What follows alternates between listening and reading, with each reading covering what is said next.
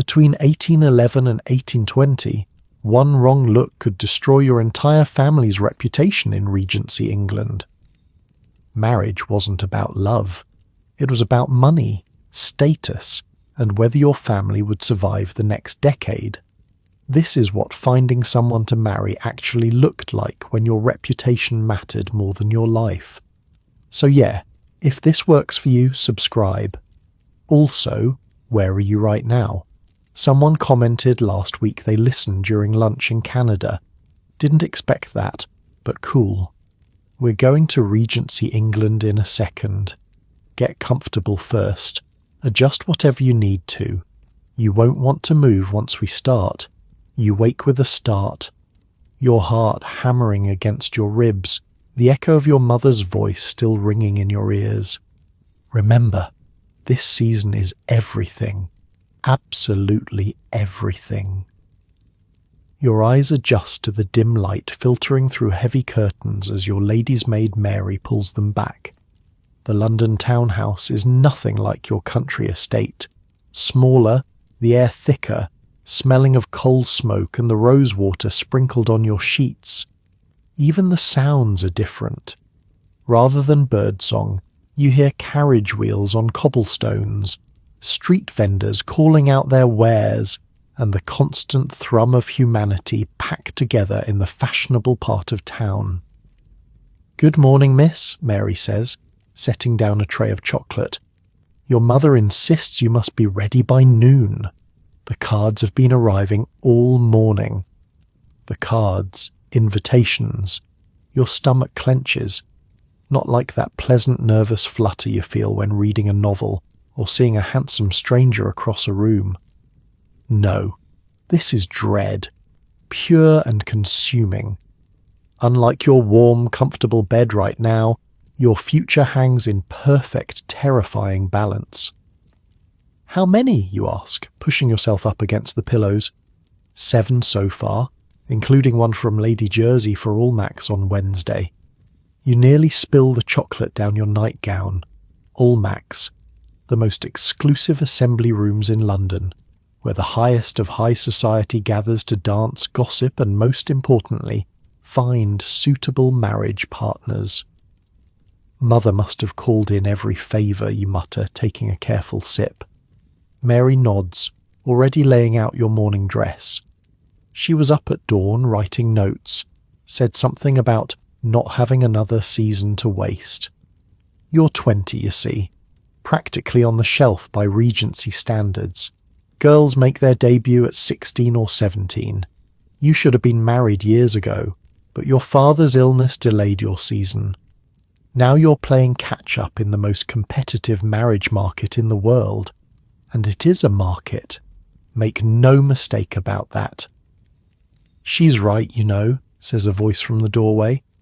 Your older sister Caroline stands there, already dressed for the day.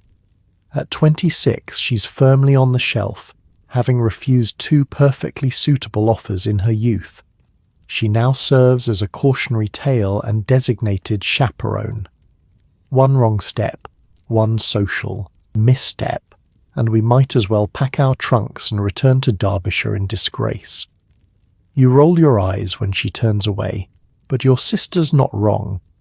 Unlike today, when you can swipe right and ghost someone without consequence, the courtship rules of Regency England were rigid, complex, and merciless. "The Carrington girl has apparently caught Lord Pembroke's eye," Caroline continues, helping herself to a piece of toast from your tray. Though how that happened with her squint and those teeth, heaven only knows. "Her father owns half of Yorkshire," you remind her. "Precisely my point. It's not about beauty. It's about connections and fortune. You've heard this lecture your entire life. Unlike modern dating, which supposedly centres on compatibility and attraction, Regency courtship was primarily about securing good matches, financially and socially advantageous unions. Love? A nice bonus if you could get it, but certainly not required. Here's the thing about being a young unmarried woman in Regency England. You're basically a commodity, an investment. Your family has spent years and considerable fortune preparing you, teaching you to play the pianoforte passably well, to sing sweetly, but never too powerfully, to dance every fashionable dance, to speak a little French, to paint watercolours of flowers and landscapes, to embroider handkerchiefs, and to make utterly pointless small talk with utterly boring people. And now it's time to see if that investment pays off. Mary helps you dress for the morning, a simple muslin gown with minimal ornamentation. The style is still relatively new, having replaced the structured, corseted fashions of the previous century. Women's dresses now feature high waistlines just under the bust, leaving the rest to fall in a straight line to the floor. It's comfortable compared to what your mother wore in her youth, but you're still tightly laced underneath. Not too tight, you remind Mary as she pulls the stays. I'd like to be able to breathe today. Your mother specifically said, "My mother isn't the one having her internal organs rearranged," you counter, though you know it's futile. A small waist is still prized, even with the new fashions. Once dressed, your hair arranged in simple curls around your face, you descend to the breakfast room where your mother is already reviewing the day's schedule with military precision. Lady Worthington's musical at 2, then calls until 4, then home to change for dinner at the Pembrokes at 6, followed by Lady Sefton's ball. She barely looks up as you enter. I've had your blue silk pressed for tonight. The colour suits you, and the Pembrokes will be bringing their second son. Recently returned from the peninsula with a colonel's pension and looking to settle. Good morning to you too, mother, you say, reaching for the toast. She ignores your sarcasm. The season is short and the competition fierce. We don't have the luxury of time. Wait, hold up. Let me paint a picture of what's going on here. The season she's talking about? It's basically this few-month window when all the upper-crust families descended on London, when Parliament was in session. From roughly January to June, the aristocracy and landed gentry abandoned their country estates to crowd into their London townhouses for one reason: to see and be seen. For young women like you, it's the only socially acceptable way to meet eligible men. There's no dating apps, no meeting someone at work, you don't work, no running into a cute guy at a coffee shop, you don't go out unchaperoned. This season is your one shot at finding a husband. And let me tell you, the whole thing was basically a meat market dressed up in silk and manners. I heard the Duke of Harrington will be at Lady Sefton's tonight, your father mentions, glancing up from his newspaper. His son as well. The Marquess? Your mother perks up immediately. A Marquess is just below a Duke in rank, serious aristocracy. Isn't he still in mourning for his wife? Ended last month. Word at my club is he's looking to marry again. Needs a mother for his children. The calculating look on your mother's face would put a chess grandmaster to shame. We must ensure you stand up with him for at least one dance, she tells you, though not more than 2, of course. Of course not. That's another Regency courtship rule for you. Dancing more than 2 dances with the same partner at a ball was practically announcing your engagement. Dancing the first dance or the supper dance with someone was particularly significant. It basically told everyone in the room, we're interested in each other. He's nearly 40, you protest. He's a Marquess, your mother counters, as if that erases 2 decades of age difference. With 3 estates and connections to the royal family. You look to your father for support, but he's disappeared behind his newspaper again. This is how it goes. Your mother manages the social chess game of getting you married off. Your father provides the funds and occasional strategic advice. Now, your mother continues, We must discuss how to comport yourself. You'll need to be vivacious but not forward, intelligent but not intimidating, accomplished but not showing off. As she drones on, you let your mind wander. You've heard this speech 100 times before. The impossible tightrope walk of Regency courtship for women. Be desirable but not desiring. Be pure but not cold. Be educated but not opinionated.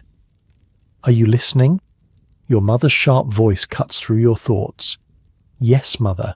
Vivacious but not forward. I understand. She narrows her eyes, not believing you for a second.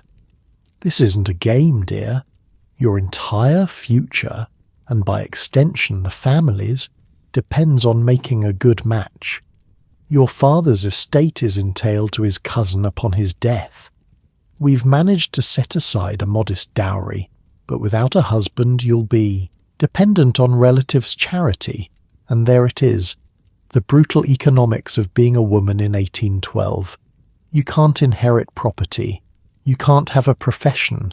Your options are marriage or spinsterhood, living on whatever charity your family can spare.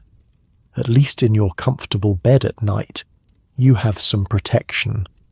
These unmarried Regency women, they were one male relative's death away from potential poverty. After breakfast, you and Caroline prepare for the day's first social engagement, a morning call to Lady Worthington, your mother's old friend who has promised to take an interest in your season. In other words, she'll introduce you to the right people, share gossip about eligible bachelors, and generally help navigate the treacherous social waters. Your mother inspects you before you leave, adjusting a curl, straightening your Spencer jacket. Remember, first impressions are critical, she says, and for heaven's sake don't mention books. Men don't want to marry a bluestocking. Heaven forbid you show any sign of an active mind. The carriage ride to Lady Worthington's is short, just a few streets over in Mayfair. As you travel, Caroline gives you last-minute advice. Don't sit too close to any gentleman. Don't laugh too loudly. Don't express strong opinions. Don't eat too much at tea. Don't stare. Don't fidget. And whatever you do, don't find yourself alone with a man, even for a minute. So basically, don't be human, you mutter. Caroline gives you a sharp look. One misstep, one hint of impropriety, and your reputation is ruined. And once ruined, there's no recovery. That's not an exaggeration. In the Regency era, a young woman's reputation was her most valuable possession, more valuable than beauty, than accomplishments, than even money in some cases, because once it was tarnished, no respectable man would offer for her. Gossip spread through the ton. That's what they called high society, faster than a pandemic through a cruise ship. You're being dramatic, you say, though you know she isn't. Remember Eliza Hartwell from 3 seasons ago? You nod slowly. Everyone remembered Eliza. Caught in Lord Pemberton's library during a ball, alone, for less than 5 minutes. They were simply discussing a book by all accounts, but it didn't matter. Not a single offer that season nor the next. She married a merchant from Manchester in the end, lives there now, completely cut off from society. The horror in Caroline's voice when she says merchant tells you everything about class distinctions in Regency England. The aristocracy at the top, then the gentry, then the professional classes, and God forbid you married into trade. Wait, that's not entirely fair. Money was always the great equalizer. A very wealthy merchant's daughter might catch a cash-strapped nobleman. It happened. But there would always be whispers, always the slight curl of the lip when someone mentioned that his wife's father made his fortune in cotton. The carriage pulls up to Lady Worthington's townhouse, a grand affair with columns and freshly painted black railings. A footman helps you down, and you follow your mother and sister to the door, your heart pounding slightly faster. This is it, your entry into the marriage market, the start of your audition for the role of someone's wife. Lady Worthington's drawing room is already crowded when you arrive, despite the early hour. Morning calls typically happen between 11 a.m. and 3 p.m., and the fashionable set makes dozens in a single day, staying just long enough to be seen, exchange gossip, and move on to the next house. Mrs. Harrington, and Miss Harrington, and Miss Caroline, how delightful, Lady Worthington exclaims, rising to greet you. She's a plump, cheerful woman in her 50s, draped in more jewellery than is strictly appropriate for mourning, but her position in society is secure enough that she can bend such rules. She kisses your mother on both cheeks and then turns her appraising eye on you. My dear, you've grown even lovelier since I saw you last summer. Such fine eyes, and your complexion. We must introduce you to everyone immediately. This is good. This is what you want. Lady Worthington's approval means something in this world. The right introduction from her can open doors. She leads you around the room, performing the necessary introductions. This is another critical rule of Regency courtship. You cannot speak to someone to whom you haven't been properly introduced by a mutual acquaintance. No sliding into DMs here. No casual hi at a bar. Everything must be formal. Everything must follow protocol. Lady Harrington, Miss Caroline Harrington, may I present Lord and Lady Pembroke, and their son, Mr. James Pembroke. You curtsy, they bow, pleasantries are exchanged. This happens a dozen times as you make your way around the room. Names blur together, but you force yourself to remember them. Forgetting someone's name or title is a social sin in this world. Then, across the room, you see him. Tall, dark-haired, with a face that appears to have been carved specifically to make young ladies lose their train of thought. He's standing with an older woman, listening attentively to whatever she's saying, but his eyes, piercing even at this distance, briefly meet yours. You look away immediately, heart hammering. Looking too long at a gentleman is considered forward, but you can't help glancing back, and this time he's definitely watching you. "Who is that?" you whisper to Caroline, trying to appear casual. She follows your gaze and her eyes widen slightly. The Marquis of Westmoreland, the Duke of Harrington's son, the one father mentioned at breakfast. The Marquess, the eligible widower, the aristocrat your mother is already plotting to make your husband. "He's younger than I expected," you murmur. "Not 40 at all, perhaps 30 at most." "His father is the one in his 40s, Caroline corrects. "The Marquis is 28, I believe. His wife died in childbirth last year." Before you can inquire further, Lady Worthington is at your side again, and to your horror and secret delight, she's bringing the Marquis himself over for an introduction. "Lady Harrington, Miss Caroline, allow me to present the Marquis of Westmoreland. Lord Westmoreland, may I introduce Lady Harrington and her daughters, Miss Harrington and Miss Caroline Harrington." You curtsy, desperately trying to remember all your mother's instructions. Not too deep, not too shallow, grace and elegance, back straight. Gentle smile, eyes modestly lowered, but not completely. A quick glance up through the lashes is considered enchanting. "It's a pleasure to make your acquaintance," the Marquis says, his voice deeper than you expected. "The pleasure is ours, my lord," your mother responds smoothly. You remain silent, as befits an unmarried young lady upon first introduction. Another rule: don't speak until spoken to. Don't appear too eager. Let the gentleman lead the conversation. I understand you've just arrived in London for the season, he asks, addressing you directly. Now you can speak. Yes, my lord. Only yesterday. And how do you find town after the country? Louder, and with considerably fewer trees. Oh God, did you just make a joke? To a marquess, on first acquaintance. You can practically feel your mother's horrified gaze burning into the side of your head. But then the marquess does something unexpected.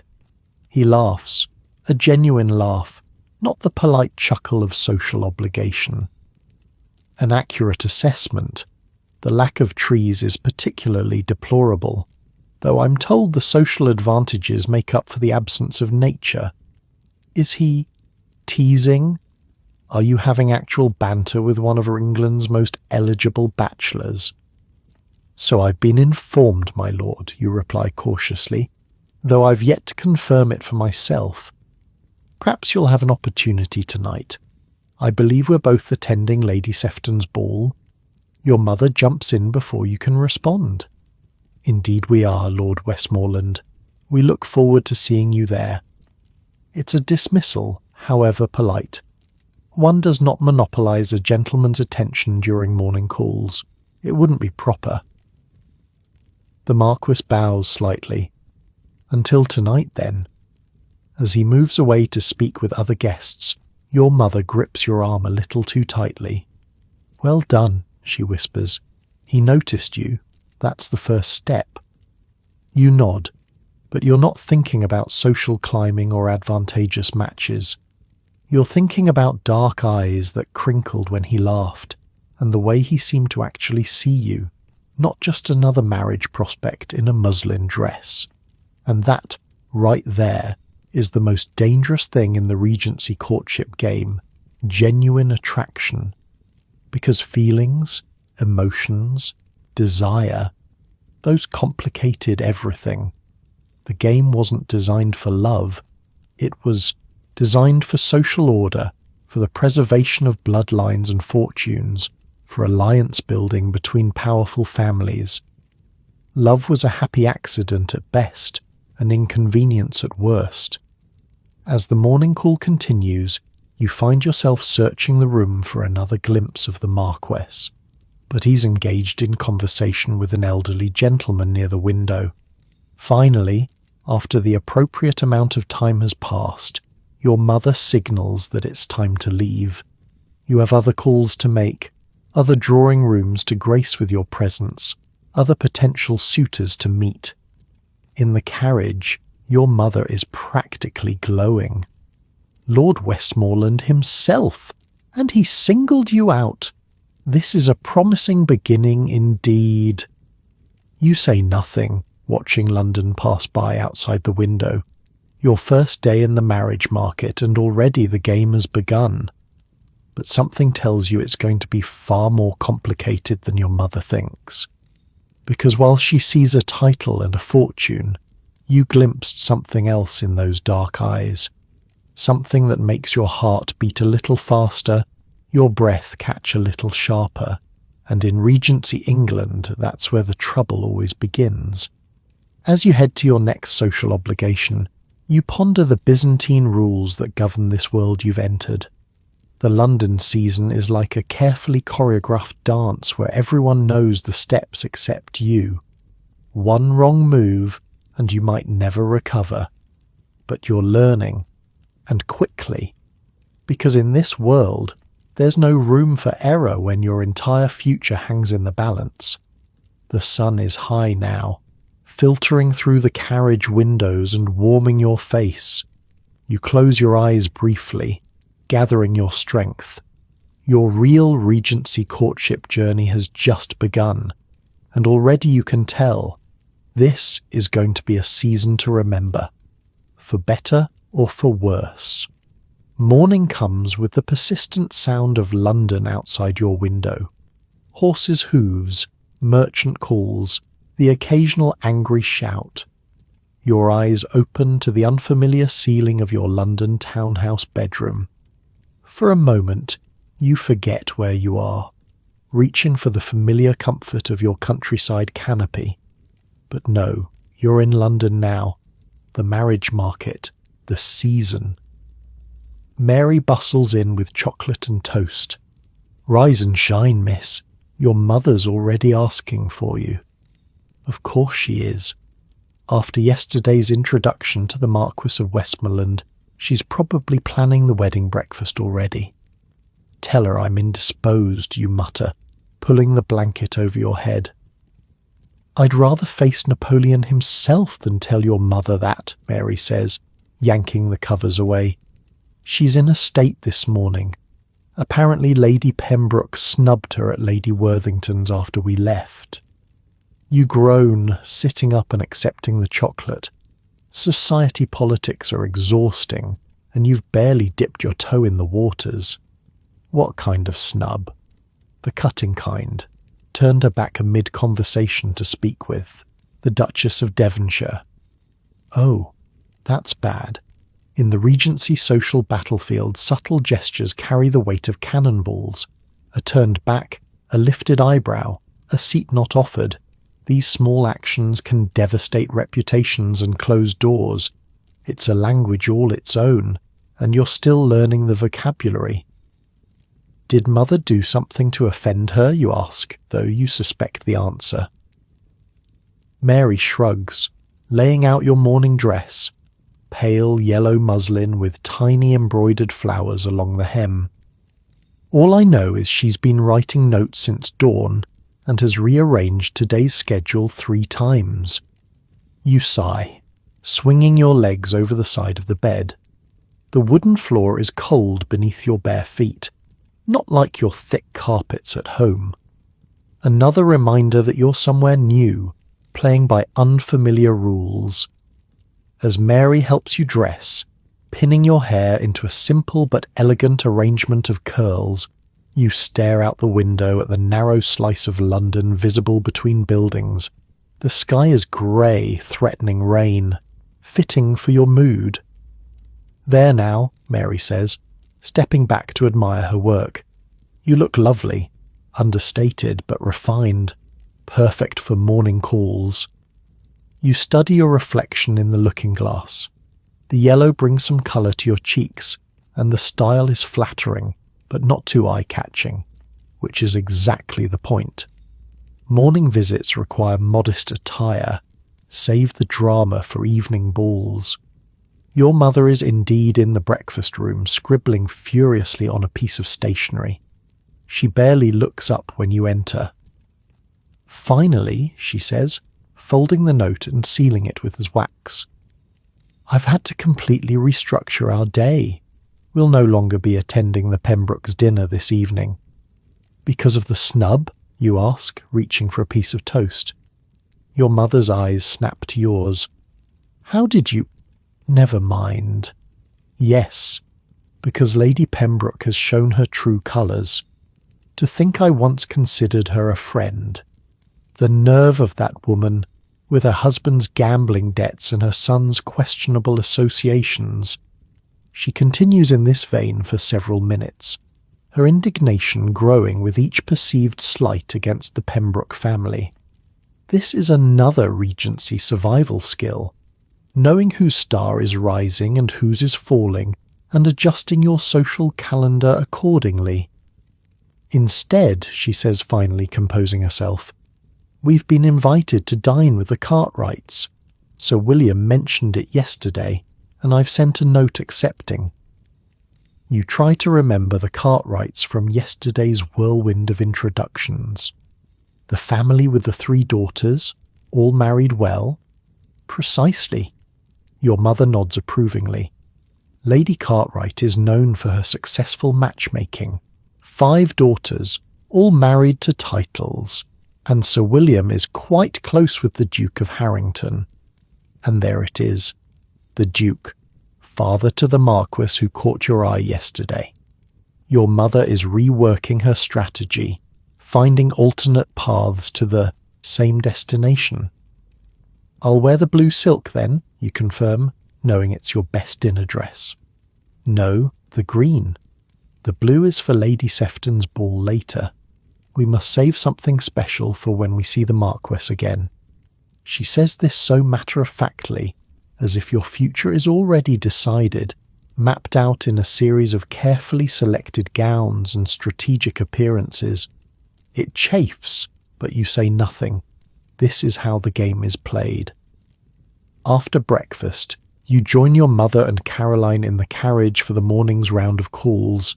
The weather has turned, a fine drizzle now falling over London, which means fewer calls but longer stays at each house.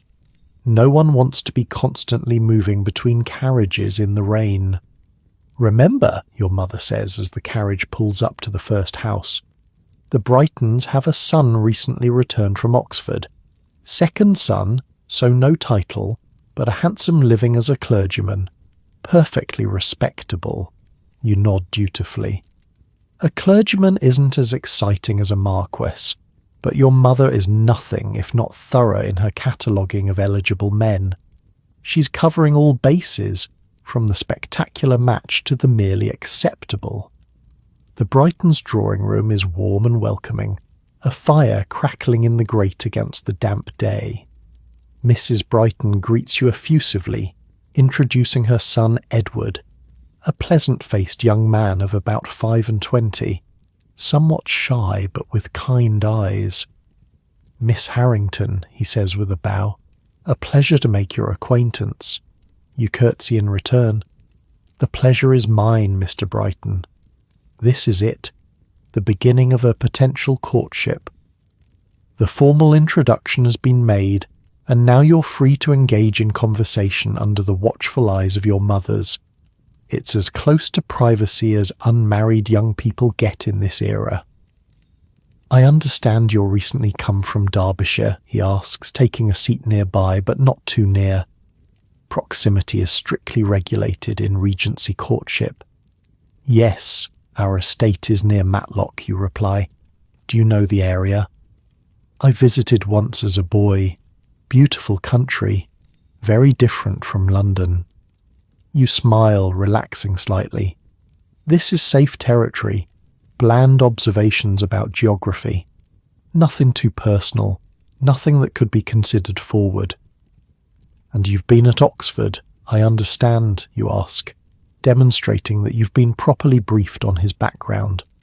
It's considered flattering to show interest in a gentleman's education or career. He nods, warming to the subject. "Yes, studying theology. I've just been appointed to a living in Hertfordshire. Small parish, but quite charming." The conversation continues in this vein. Pleasant, proper, utterly unremarkable. Edward Brighton is exactly what a young clergyman should be. Respectable, educated, mild-mannered. He would make a perfectly suitable husband for someone. Just not you, you realise with an internal sigh. There's no spark, no connection. Nothing like the brief but charged interaction with the Marquis. Your mother, watching from across the room, seems to sense your lack of enthusiasm. She swoops in with a comment about the weather, effectively ending your tête-à-tête with Edward. Back in the carriage, she wastes no time. "Well, what did you think of Mr. Brighton?" "He seems very nice," you offer, which is both true and damning with faint praise. Your mother's lips thin. "Nice is underrated, my dear. Nice puts food on the table and a roof over your head." "I thought we were aiming considerably higher than a roof," you can't help retorting, thinking of the Marquess and his undoubtedly magnificent estates. "We're pursuing all viable options," she corrects. "A smart general never commits all his forces to a single battle." Military metaphors aside, your mother's not wrong. The competition for the highest prizes in the marriage market, wealthy peers with titles and estates, is fierce. The season brings hundreds of young women to London, all with the same goal, to secure the best possible match. Many will settle for far less than they hoped. The rain picks up as the carriage moves through London's crowded streets. Your next call is to the Merryweathers, a wealthy family recently elevated by the King for service to the Crown. New money, new title, Exactly the kind of family the old aristocracy both needs and resents. The Merryweathers' wealth comes from trade, Caroline informs you in a whisper as you approach their imposing townhouse. West Indies sugar. They bought the baronetcy just 3 years ago. And yet we're calling on them, you ask, genuinely curious. The rules of class in Regency England could be rigid, but also surprisingly flexible when money was involved. Lady Merryweather is cousin to Lady Jersey, your mother explains, naming one of the powerful patronesses of Almack's assembly rooms, and their son is said to have 30,000 a year. One can overlook certain origins for that kind of fortune. In other words, new money is still money, and the aristocracy, for all its pretensions, is often cash poor. Many a noble family has been saved from ruin by marrying a daughter of trade with a hefty dowry. The Merryweathers' drawing room speaks volumes about their position in society. Everything is new, expensive, and just slightly too ornate to be in the best taste. Mrs. Merryweather, Lady Merryweather now, is dressed in the height of fashion, perhaps a touch too elaborately for morning calls. Lady Harrington, Miss Caroline, how delightful, she exclaims, her accent betraying hints of a less refined upbringing than she'd probably like. Please do come in. The weather is simply dreadful, isn't it? You're introduced to the assembled company, including the Merryweathers' son, Sir James, a handsome enough young man with an air of someone still growing accustomed to his newfound status. He bows correctly, but doesn't quite meet your eyes. Sir James has just purchased a racing curricle, Lady Merryweather announces proudly, the very same model as the Prince Regent's. The curricle, a light, fast two-wheeled carriage pulled by matched horses, is the sports car of Regency England. Expensive, showy, and slightly dangerous. Perfect for a young man eager to establish himself in society. How impressive, your mother replies with a smile that doesn't quite reach her eyes. This is the subtle dance of class in action. The Merryweathers, despite their new title and enormous wealth, are trying too hard. The old aristocracy, like your mother, notices every misstep, every slight gaudiness, every hint that they weren't born to this world. But they'll never say so directly. That wouldn't be polite. And yet, as the visit progresses, you can't help but warm to Lady Merryweather. She's trying so earnestly, and beneath the slightly overdone exterior is as genuine kindness.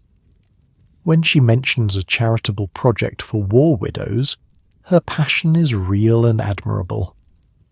Miss Harrington, Sir James says, finally approaching after half an hour of lurking near the window. I understand you're new to London this season.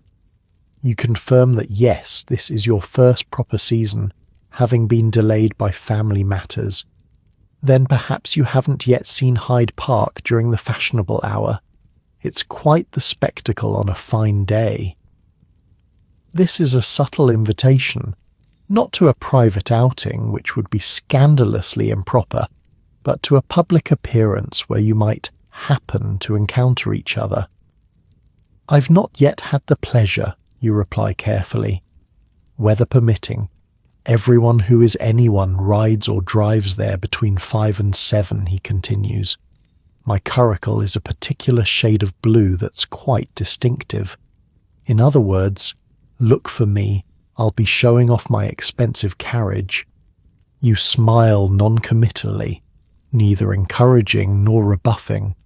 It's a skill you're quickly developing, the art of keeping options open without committing to anything. When the visit ends, your mother is surprisingly positive about the Merryweathers. New money, yes, but a good deal of it, and a baronet is nothing to sneeze at. Sir James seems properly taken with you.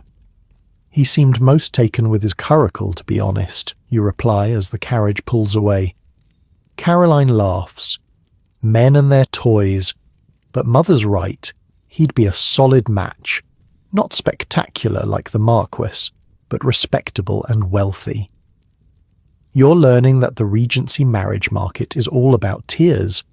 At the top are the peers, dukes, marquises, earls, viscounts, and barons in descending order of status. Then come the baronets and knights, then landed gentry without titles, but with good family names and estates.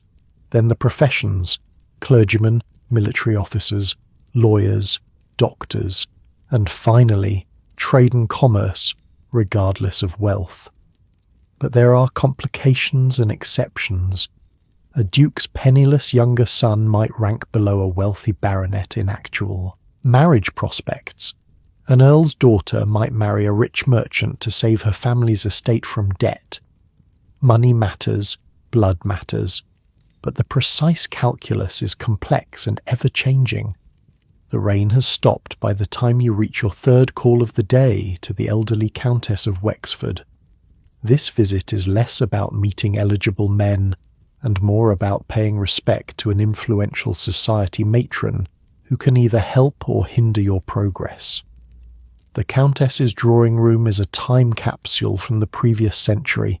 Heavy brocade curtains, ornate furniture, and a distinct lack of modern comforts.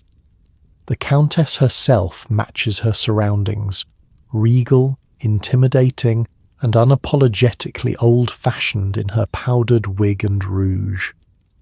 "So," she says after the preliminaries, fixing you with a penetrating stare, "you're Edward Harrington's girl. I knew your grandmother. Spirited woman. Too spirited by half." You're not sure how to respond to that. "Thank you, my lady," she cackles. "Wasn't a compliment, girl. She nearly caused a scandal running off with that Italian music master. Your grandfather caught them just in time." Your mother looks mortified. This is not the kind of family history one wants aired in polite company. But the Countess seems to be enjoying herself enormously. "I see you have her eyes," she continues. "Let's hope you don't have her impulsiveness as well. The ton isn't forgiving of young ladies who step outside the lines. I assure you, Lady Wexford, my daughter has been raised with the strictest propriety," your mother interjects. The Countess waves this away. Of course, but blood tells, my dear. Blood tells." She turns back to you. "I hear Westmoreland noticed you at Worthington's yesterday. Interesting." You feel your cheeks warm slightly. How does she know that? The old gossip network is terrifyingly efficient. "It was a brief introduction, nothing more," you say carefully. She studies you like a particularly interesting insect. Handsome man, the Marquess. Rich as Croesus. Still mourning his wife, they say, but it's been a year. Proper mourning time observed. He'll be looking to marry again soon. Needs an heir. This bluntness about marriage prospects would be shocking from anyone else, but the elderly Countess can get away with it. Age and rank have their privileges. "Lady Wexford, really?" your mother protests weakly. "Oh, don't be such a prude, Harriet. We all know why you've brought your daughter to London, and it's not for the theatre. The girl should know what she's up against. Half the mammas in London have their eyes on Westmoreland for their daughters." The Countess leans forward, dropping her voice conspiratorially. "Word of advice, girl. If you want to catch him, don't play the simpering miss. His first wife was a spirited thing, clever, opinionated. He liked that about her. These modern men, they claim to want biddable wives, but the clever ones know better. You're not sure whether to be scandalized or grateful for this unexpected advice. Before you can decide, the Countess changes the subject abruptly, asking about your father's health and the condition of your family estate. The moment of frankness is over, but her words linger in your mind. The visit concludes with an unexpected boon. An invitation to a small dinner party at the Countess's home next week. Just 20 or so people. Intimate gathering. Westmoreland will be there. And the Cartwrights. No Merryweathers, though. I have standards. In the carriage ride home your mother is practically giddy. An invitation to Lady Wexford's dinner. That's a coup. She only entertains the most select company. And did you hear? The Marquis will be there. I heard, you reply, thinking about the Countess's advice. Don't play the simpering miss. Be clever. Be spirited. It's almost the opposite of everything you've been taught about proper behaviour for young ladies seeking husbands. The afternoon stretches before you, a rare few hours of rest before preparing for the evening's dinner at the Cartwrights and the ball that will follow. You retreat to your bedroom, grateful for the reprieve, and find yourself drawn to the window. The rain has cleared, leaving London washed clean, the afternoon sun glinting off wet cobblestones. Below, in the street, life goes on. Servants running errands, tradespeople making deliveries, a group of children playing some sort of game with sticks and a ball. Your world has narrowed to drawing rooms and ballrooms, to the minutiae of proper behaviour and strategic socialising. It's exhausting, this constant performance, and you're only 2 days into the season. A knock at the door interrupts your thoughts. Mary enters with a package. Just delivered for you, miss. Curious, you open it to find a small, elegantly bound book of poetry, Wordsworth's lyrical ballads. Inside the cover is a simple note in a bold, masculine hand. For those moments when London lacks trees. W. Westmoreland. It has to be. Referencing your comment from yesterday about the city's distinct lack of nature. Your heart does a strange little flip. This is significant. A gift, however small, is a clear indication of interest. But it's also dangerously close to improper. Unmarried ladies aren't supposed to accept gifts from gentlemen who aren't family members or fiancés. Who delivered this? You ask Mary. The Marquess's footman, miss. Very proper about it. Handed it directly to Mr. Jenkins at the door. At least the delivery was above board. Still, if your mother knew... Let's keep this between us for now, you tell Mary, tucking the book into your bedside drawer. She grins, always ready to participate in a small conspiracy. Yes, miss. Shall I tell you if any more mysterious packages arrive? Please do, and Mary, thank you. Left alone again, you lie back on your bed, staring at the ceiling, mind racing. The game is becoming more complicated. The Marquis is showing interest. Real interest, it seems. But why you? There must be dozens of eligible young ladies in London with larger dowries, better connections, more impressive lineages. Perhaps the Countess was right. Perhaps he doesn't want the typical debutante, all simpers and carefully rehearsed accomplishments. Perhaps he wants someone real. The thought is both thrilling and terrifying. Because if there's one thing you've learned about Regency courtship so far, it's that real is rarely part of the equation. As the afternoon light begins to fade, you rise to prepare for the evening ahead. The Cartwrights' dinner, then Lady Sefton's ball. More rules to follow, more impressions to make, more subtle negotiations in the complex business of finding a husband. But now there's a new element in play. A Marquess who sends poetry. A hint that perhaps, just perhaps, there might be more to this season than social climbing and strategic matches. You open the drawer and touch the book's leather cover, a small act of rebellion, accepting this gift. A tiny crack in the rigid facade of propriety that governs your world. Tonight, at the ball, you'll see him again. And suddenly, the prospect of donning your blue silk gown and facing another evening of social navigation doesn't seem quite so tedious. Because amid all the rules and restrictions of Regency courtship, something unexpected is happening. Something real. It takes nearly 2 hours to prepare for the evening's events. 2 hours of Mary pulling your corset strings, arranging your hair, and helping you into your dinner dress. A deep green silk that catches the light when you move. 2 hours to transform from a normal human being into a marriage prospect. "Hold still, miss," Mary mutters, pins clamped between her lips as she secures an ornamental comb in your hair. Almost done. You try not to fidget, but anticipation makes you restless. The Marquess sent you a book of poetry no less. In the complex language of Regency courtship, that's practically a declaration.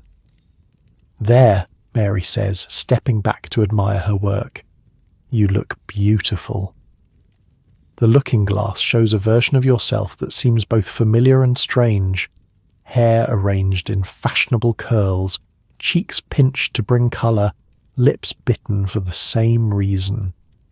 The green dress is more daring than your usual attire, cut lower across the chest than your mother typically allows. But she approved it specifically for tonight, evidence of her shifting strategy. With the Marquess potentially in play, more risks are acceptable. Your mother appears in the doorway, already dressed for the evening. "Lovely," she pronounces. "The green brings out your eyes.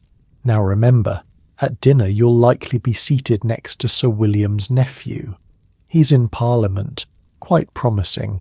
But at the ball, we'll ensure you stand up with the Marquess for at least one dance. No more than 2, of course." "Of course," you echo, dancing more. Then twice would be tantamount to announcing an engagement. Another peculiar rule in the Regency courtship playbook. Caroline joins you, looking elegant if somewhat subdued in pale blue. At 26, she's given up hope of marriage for herself and embraced her role as chaperone and companion. Sometimes you catch her watching younger girls with a mixture of relief and regret. Relief at no longer being on display in the marriage market. Regret for opportunities missed. "Shall we?" your mother says, leading the way downstairs where your father waits by the front door, resplendent in his evening attire. He kisses your forehead as you reach him. "My beautiful girls," he says, including Caroline in his smile. "Try to enjoy yourselves tonight, won't you? It's not all about husband hunting, you know." Your mother makes a small, disbelieving sound. "What else would it be about, Edward?" He winks at you behind her back. Your father understands the pressures you face, though he can't shield you from them. As a second son who unexpectedly inherited when his brother died without issue, he knows how quickly fortunes can change. He wants security for you, but not at the cost of your happiness. The Cartwrights' townhouse is ablaze with light when your carriage pulls up, every window glowing in welcome. A footman helps you down, and you join the stream of elegantly dressed guests making their way inside. London's elite out in their finery, a parade of wealth and status on display. Lady Cartwright greets you effusively in the entrance hall, air-kissing your mother and complimenting your dress. She's famous for her matchmaking skills, having successfully married off all 5 of her daughters to men of rank and fortune. The fact that 3 of those marriages are reportedly miserable is conveniently overlooked in society's accounting of her success. "Miss Harrington, you must meet my nephew," she says, beckoning to a young man hovering nearby. "Mr. James Wilson, recently elected to Parliament. Such a clever mind for politics." Mr. Wilson bows. He's handsome enough, you suppose. Tall and fair-haired, with an air of self-importance that suggests he's well aware of his own worth in the marriage market. A promising politician with good connections can afford to aim high.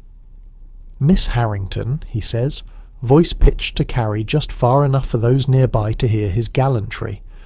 "Lady Cartwright mentioned your beauty, but her description falls short of reality." You curtsy. murmuring an appropriate response to this rehearsed compliment. The opening moves of courtship are so standardized they might as well be a quadrille, with everyone knowing the steps in advance. When dinner is announced, Mr. Wilson offers his arm to escort you in. As your mother predicted, you're seated beside him at the long table glittering with silver and crystal. On your other side is an elderly gentleman who immediately turns to speak with the lady beyond him, leaving you at the mercy of Mr. Wilson's conversation for the duration of the meal. "I understand your family's estate is in Derbyshire," he begins predictably. "Yes, near Matlock. Beautiful country. I rode through there last autumn on my way to visit Lord Spencer." The name-dropping is deliberate, establishing his social connections. You nod politely, taking a small sip of wine. The Regency dinner table is as much a battleground for social positioning as any other arena. "And do you enjoy London so far?" he continues. "I imagine it's quite a change from country life." "It's certainly more crowded," you reply, "and considerably less green." He laughs, a bit too heartily for the mild jest. "Indeed, though you'll find plenty of diversions to make up for the lack of natural beauty. The theatre, the opera, assemblies and balls." As he speaks, you find yourself thinking of the book hidden in your bedside drawer. For those moments when London lacks trees. The Marquis understood your meaning instantly, responded to it thoughtfully. This conversation, by contrast, feels like trudging through shallow social pleasantries. "Do you enjoy reading, Mr. Wilson?" you ask, wondering if he might surprise you. He looks momentarily thrown by the shift in conversation. "Reading? Oh yes, of course. Political pamphlets primarily. One must stay informed. And the newspapers, naturally. No poetry, no novels." He actually frowns a little. "I find little use for such things. Fiction is primarily the domain of ladies, I think. Pleasant entertainment, but not substantive." You bite back a sharper response. This dismissal of ladies' reading is common enough, but still irritating. Instead, you steer the conversation to safer ground. The latest news from Parliament, a subject on which Mr. Wilson is only too happy to expound at length. By the time the ladies withdraw to leave the gentlemen to their port and politics, you've learned far more than you ever wanted to know about Mr. Wilson's political opinions, and almost nothing about him as a person. He's a type, not an individual. The ambitious young politician on the rise, looking for a suitable wife to advance his career. In the drawing room, the ladies engage in the time-honoured tradition of discussing the gentlemen in their absence. "Mr. Wilson seemed quite taken with you," Lady Cartwright says, materialising at your side. "He's considered quite a catch, you know. His father left him a tidy fortune, and with his political connections he's sure to rise far." You make a non-committal sound, which she naturally interprets as encouragement. "He's particular about accomplishments in a wife," she continues, "musical ability especially. He mentioned you haven't yet had the opportunity to demonstrate yours." And there it is, the trap. In the Regency marriage market, a young lady's accomplishments are her stock in trade. Playing an instrument, singing, drawing, painting, dancing, speaking modern languages, fine, needlework. These are the skills that supposedly demonstrate your worth as a potential wife. Never mind intelligence or character or compatibility. Can you entertain guests at the pianoforte? "I play a little," you admit, which is both true and a considerable understatement. Your mother insisted on years of lessons, and you took to the instrument naturally.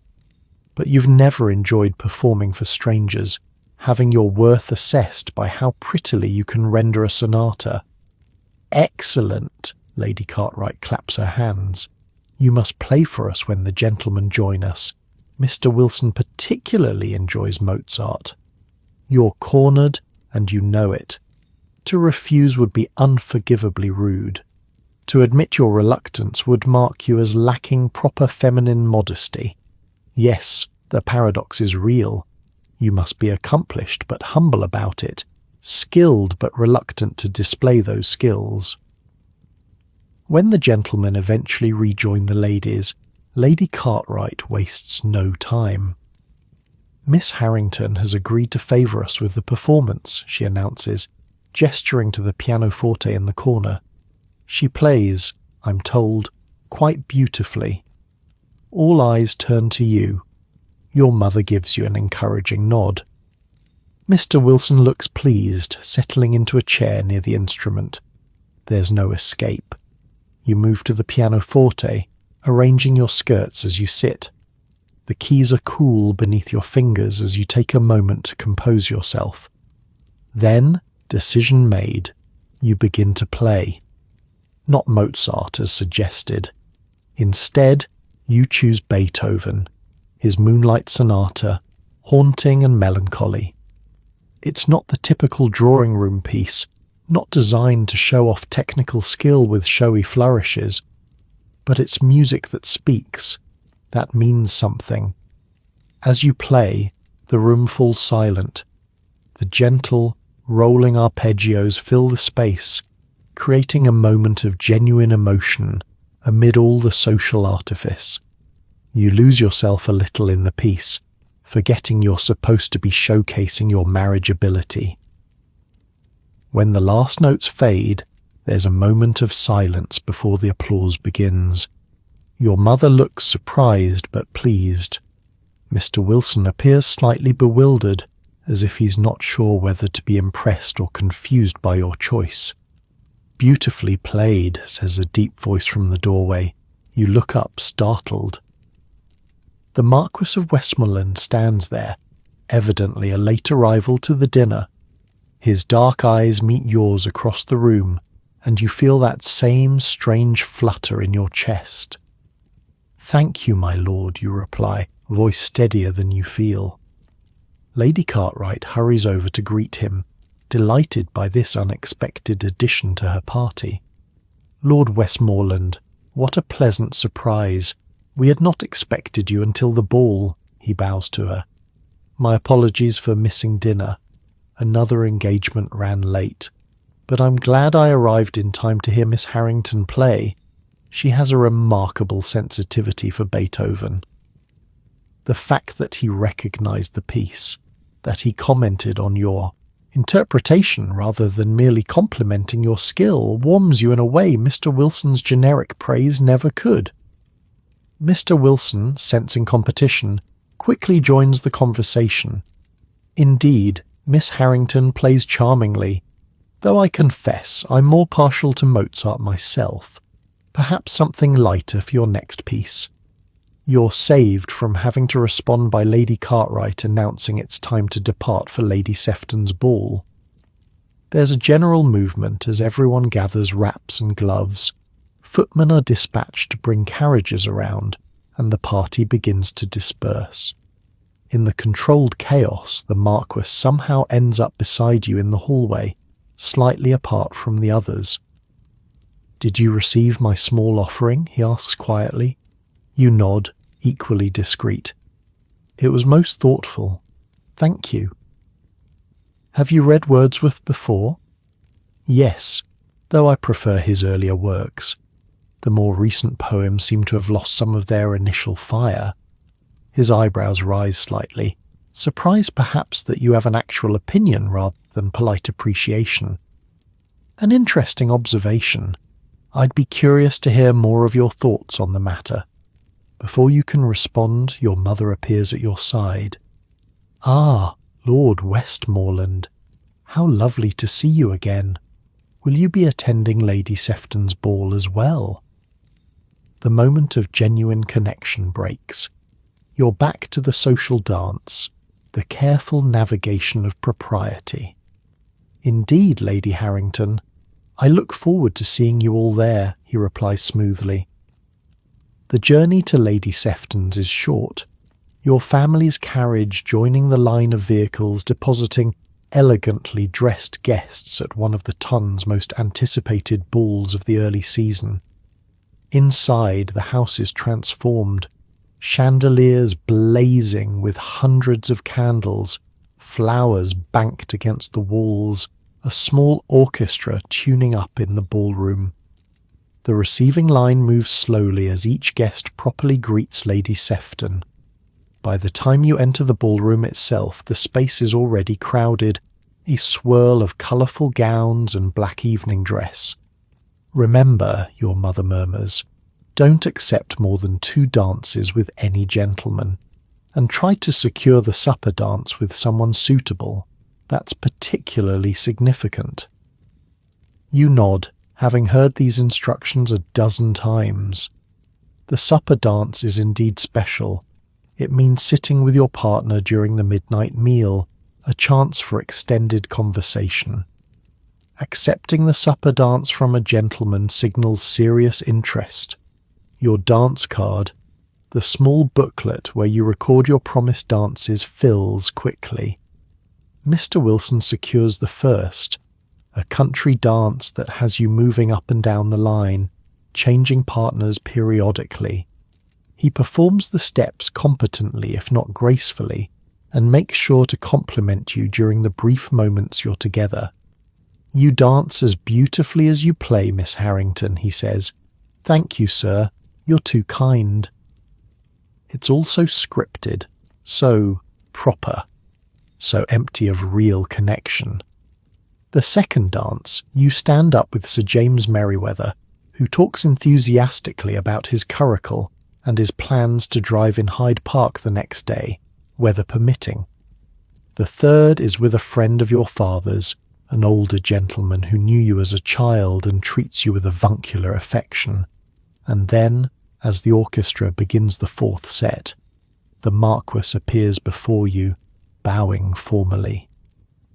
Miss Harrington, may I have the honour of this dance? Your heart quickens. The honour is mine, my lord. It's a waltz, still somewhat scandalous despite having been approved at Olmec several years ago. The dance requires actual physical contact, the gentleman's hand at the lady's waist, the lady's hand on his shoulder, gloved, of course, but still closer than any other socially sanctioned touch between unmarried men and women. The Marquis leads you to the floor, taking his position as the music begins. His hand is firm at your waist, guiding you into the first turn. He dances well, with the confident grace of someone who doesn't need to count steps or worry about where his feet should go. You caused quite a stir with your choice of music earlier, he says, as you moved together through the waltz pattern. Did I? I merely played what I felt like playing. Exactly. Most young ladies would have chosen something designed to showcase technical skill. You chose emotion over display. You look up at him, surprised by his perception. Perhaps I'm not very good at the marriage market game, my lord. He laughs softly. Or perhaps you're playing a different game entirely. The waltz continues, the two of you moving in perfect synchronicity. Around you, other couples twirl and turn, but you're barely aware of them. For these few minutes, the crowded ballroom narrows to just this. His hand at your waist, your hand on his shoulder, the space between you charged with something unspoken. I've been meaning to ask, he says after a moment, what did you think of Wordsworth's Tintern Abbey? It's included in the collection I sent. I found it moving, you reply honestly.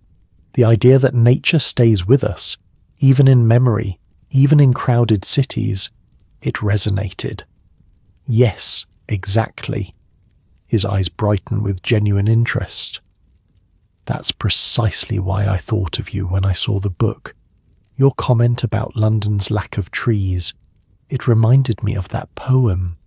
The fact that he thought of you at all makes your pulse quicken. That he connected you to a poem about finding nature's peace even in urban chaos. It suggests he sees something in you beyond the surface. You surprise me, Lord Westmoreland, you admit. I wouldn't have expected a Marquis to care much for romantic poetry, because aristocrats are supposed to be concerned only with hunting, gambling, and acquiring suitable wives. There's humour in his voice, but something else too, a challenge. Isn't that the common wisdom? I've never had much patience for common wisdom, Miss Harrington. The waltz ends, and he steps back, bowing. Thank you for the dance, and for the conversation. Both were refreshing. You curtsy in return. The pleasure was mine, my lord. As he escorts you back to your mother's side, you are aware of eyes following you. The Marquis is a prize catch, and your dance with him has been noted. The gossip mill of the Tun is already at work. Your mother looks triumphant as you rejoin her. Well done, she whispers. You looked very well together. Did he request another dance? No, you admit. Not yet, anyway. No matter. The fact that he chose you at all is significant. She scans the room like a general surveying a battlefield. There's Mr. Wilson, looking decidedly put out. Perhaps you should show him some attention for the next set. We don't want to appear too fixated on one prospect. The next hour passes in a blur of dances, introductions, carefully modulated smiles and limited refreshments. A lady never appears too hungry in public, another bizarre rule. You stand up with Mr. Wilson again, and with Edward Brighton, the clergyman from this morning's calls, who steps on your toes twice and apologises profusely each time. Throughout it all you're aware of the Marquis moving through the ballroom, dancing with various young ladies, conversing with their parents, playing the game just as you are. But occasionally your eyes meet across the room, and something passes between you, a shared recognition perhaps of the absurdity of it all. As the supper dance approaches, the all-important set that determines your dining partner for the midnight meal, you find yourself suddenly cornered by Mr. Wilson. Miss Harrington, he says with a confidence that suggests he expects no refusal, may I request the honour of the supper dance? Before you can respond, another voice cuts in smoothly. I believe Miss Harrington already promised that dance to me. The Marquis of Westmoreland stands there, a slight smile playing about his lips. It's a lie, of course. You made no such promise. But it's a lie you're more than happy to support. Indeed, my lord, you say, grateful for the rescue. I did. Mr. Wilson's face falls slightly, but he recovers quickly. Another time, perhaps, he says, bowing and retreating. When he's out of earshot, you turn to the Marquis. Thank you for the timely intervention, though I don't recall promising you the supper dance. A gentleman's memory is selective when it suits him, he replies with a wink. But now that I've claimed it, would you do me the honour of making my falsehood true? May I have the supper dance, Miss Harrington? The flutter returns to your chest, stronger now. You may, my lord. He writes his name in your dance card, his hand briefly brushing yours, a tiny transgression, thrilling in its impropriety. Until then, he says, and walks away, leaving you both anticipatory and confused. What game is he playing? He could have his pick of any eligible young lady in London. Why show such marked interest in you? You don't have long to ponder these questions. The orchestra strikes up again, and you're claimed for another country dance, then another. The night whirls on, a kaleidoscope of faces and music and carefully deployed accomplishments. Young ladies take turns at the pianoforte, displaying their musical talents.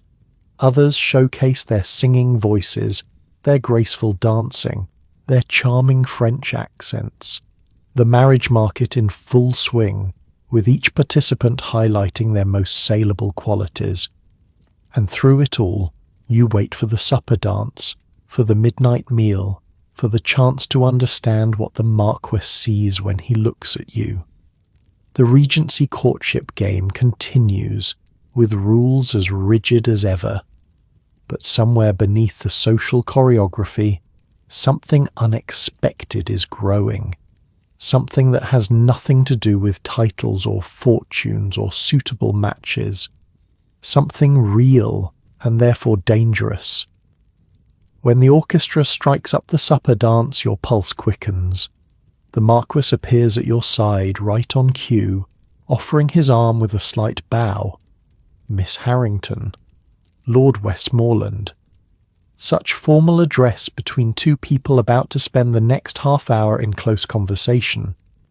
The rules of Regency courtship are nothing if not contradictory, allowing proximity while maintaining the illusion of distance. The supper dance is a cotillion, less intimate than the waltz, but more complex, with intricate patterns that require concentration.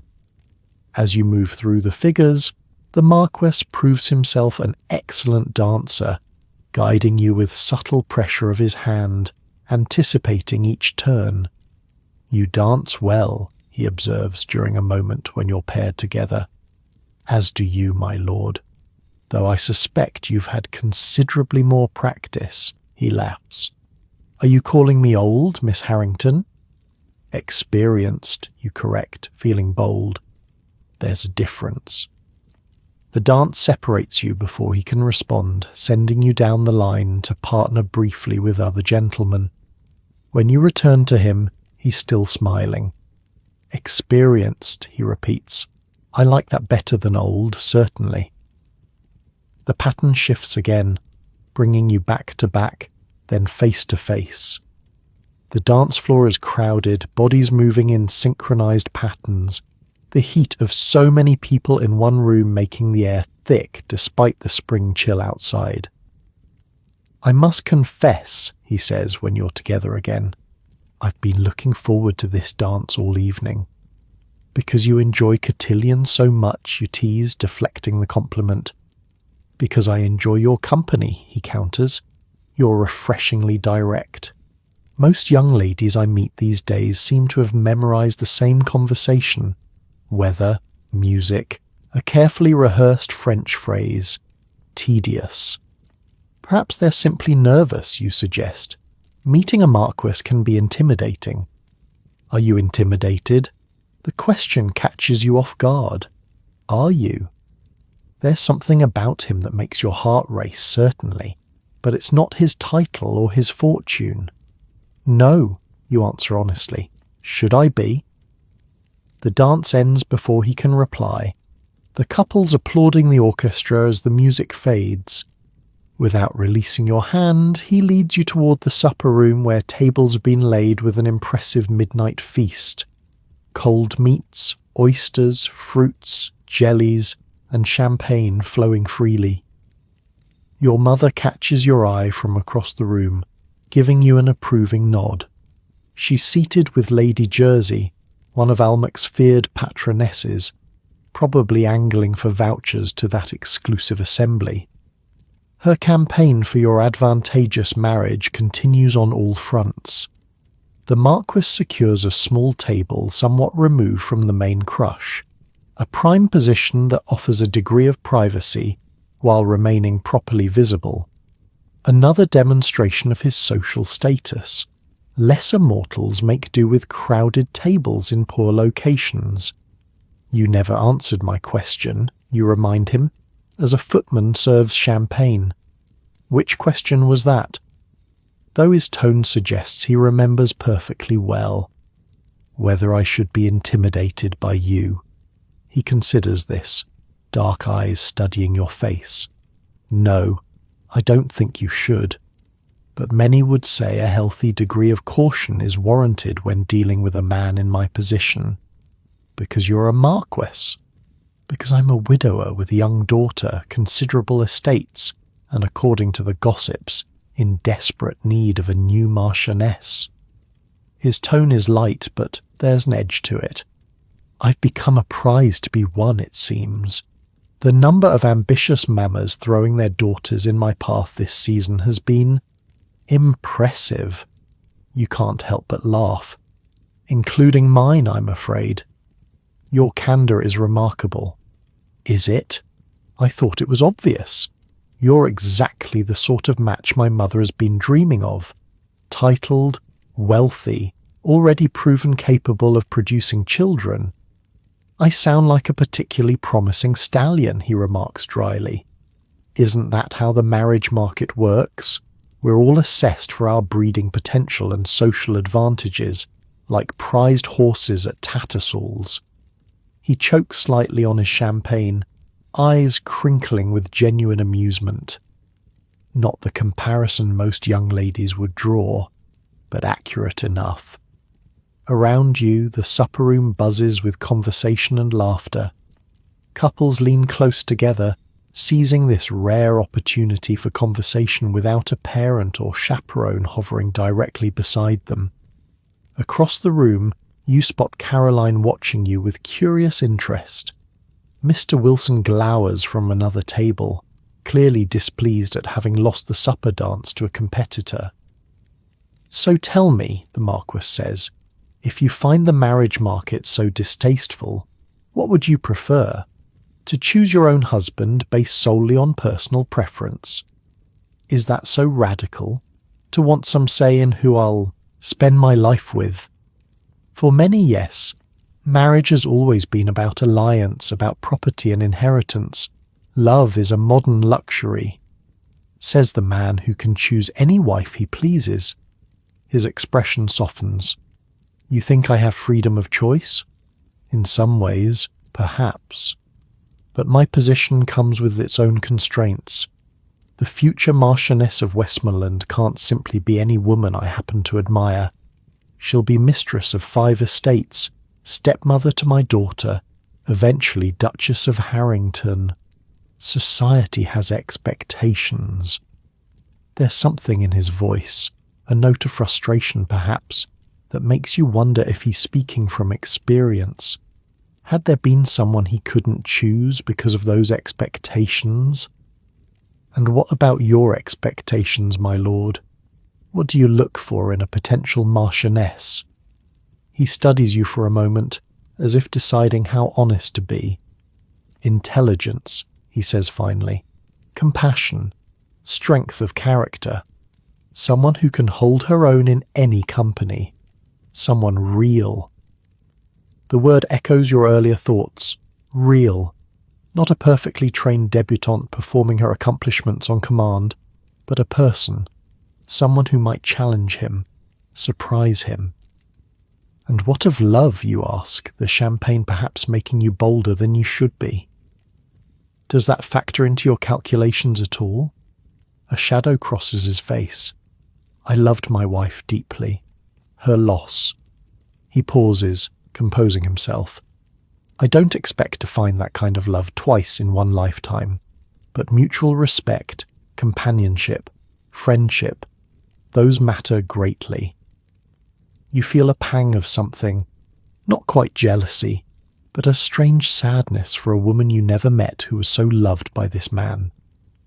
I'm sorry, you say quietly, about your wife. It must have been terrible to lose her. He looks surprised, as if he didn't expect genuine sympathy. Thank you. It is. Eleanor was. He stops again, clearly uncomfortable discussing such personal matters in this setting. But that's hardly appropriate conversation for a ball supper. The moment of real connection passes, social convention reasserting itself. He smoothly changes the subject to safer ground, whether you're enjoying London, which events you plan to attend, if you've yet visited the British Museum. For the rest of the supper, you converse pleasantly on neutral topics. He's well informed and articulate, with a dry wit that makes even discussions of weather interesting. You find yourself laughing often, aware of curious glances from nearby tables. Being singled out by the Marquis has made you an object of interest and speculation. I think we're causing a stir, you observe, nodding discreetly toward a group of ladies openly watching your table. He follows your gaze and grimaces slightly. The Tun's favourite pastime, gossiping about potential matches. By tomorrow I expect we'll be engaged according to half of London. Only half? You underestimate the speed of gossip. I'd give it until breakfast. This earns another genuine laugh. You may be right. The rumour mill is particularly efficient when it comes to my supposed matrimonial intentions. He leans forward slightly. Does it bother you, being the subject of such talk? You consider the question seriously. I don't know. I've never been in this position before. I imagine it depends on what they're saying. That the mysterious country Miss Harrington has somehow captured the interest of London's most eligible widower. I'd call that flattering rather than scandalous. Mysterious? Is that how I'm seen? He shrugs. You made your debut late. You play Beethoven instead of fashionable Italian compositions. You speak your mind when most young ladies are content to agree with whatever opinion is expressed. Yes, I'd say you've cultivated an air of mystery, intentionally or not. You're not sure how to respond to this assessment. You've never thought of yourself as mysterious, just slightly out of step with what society expects. Supper concludes, and the Marquis escorts you back to the ballroom where the orchestra is reassembling for the next set of dances. Your mother materializes at your side, her timing impeccable as always. Lord Westmoreland, you must allow me to steal my daughter away for a moment, she says with practised charm. Lady Sefton was just asking after her. It's a transparent excuse, but the Marquis accepts it graciously. Of course, Lady Harrington. Miss Harrington, thank you for the pleasure of your company at supper. I hope we might continue our conversation another time. I would like that, you reply, perhaps too earnestly. He bows and moves away, immediately surrounded by other guests eager for his attention. The most eligible man in the room is never left alone for long. Your mother steers you toward the refreshment table, her grip on your arm betraying her excitement. Well, she demands in a whisper, what did he say? He seemed thoroughly engaged in your conversation. We discussed music, the weather, the British Museum, you say, deliberately vague. The real substance of your conversation feels too private to share. She looks disappointed. Nothing more? Significant? No hint of his intentions? Mother, I've known him for all of 2 days. He has no intentions beyond polite conversation. She purses her lips, unconvinced. Men in his position don't waste time on polite conversation, unless they're interested. He could have requested the supper dance with any young lady here. He chose you. That means something. Before you can argue further, you're approached by Sir James Merryweather, eager to secure you for the next dance. Your mother smiles encouragingly. He may not be a marquis, but a baronet with a substantial fortune is still a worthy prospect. The rest of the ball passes in a whirl of dances and conversations. You stand up with various partners, including Mr. Wilson, still sulking about losing the supper dance, Edward Brighton, still stepping on your toes, and even an elderly duke who claims he knew your grandmother in her heyday. Throughout it all, you're aware of the Marquis moving through the room, dancing occasionally but mostly conversing with older gentlemen. Politics, probably, or estate management. The serious business conducted at social events under the guise of pleasure. He doesn't approach you again, and you try not to feel disappointed. One supper dance doesn't constitute a courtship after all, and a man of his standing has many demands on his attention. It's nearly 3 a.m. when your father finally decides it's time to depart. You're exhausted, feet aching from hours of dancing, head slightly fuzzy from champagne and too little sleep. But as your family moves toward the exit, a footman appears with a folded note. "For Miss Harrington," he says discreetly, pressing it into your hand. You slip it into your reticule without reading it, heart pounding. Your mother is distracted, saying farewell to Lady Sefton, and doesn't notice the exchange. Only in the privacy of the carriage, hidden in the shadows as you roll through London's dark streets, do you dare to unfold the paper. The message is brief, the handwriting now familiar. Hyde Park, the fashionable hour. Look for me near the Serpentine. W. Your chest tightens with a mixture of excitement and anxiety. This is a clear invitation. Not proper, not formal, but undeniable. The fashionable hour in Hyde Park is public enough to be respectable, private enough for conversation without constant interruption. "What's that?" Caroline asks, noticing the paper in your hand. You fold it quickly. "Nothing. Just a note about a book I mentioned to Lady Cartwright." She looks sceptical but doesn't press the issue. Your sister has her own secrets, you suspect. At 26, having declined 2 respectable offers, she's carved out a peculiar independence for herself within the constraints of spinsterhood. Your mother is too busy reviewing the evening's triumphs to notice anything amiss. Lady Jersey was most cordial. I think vouchers for Almack's are all but assured.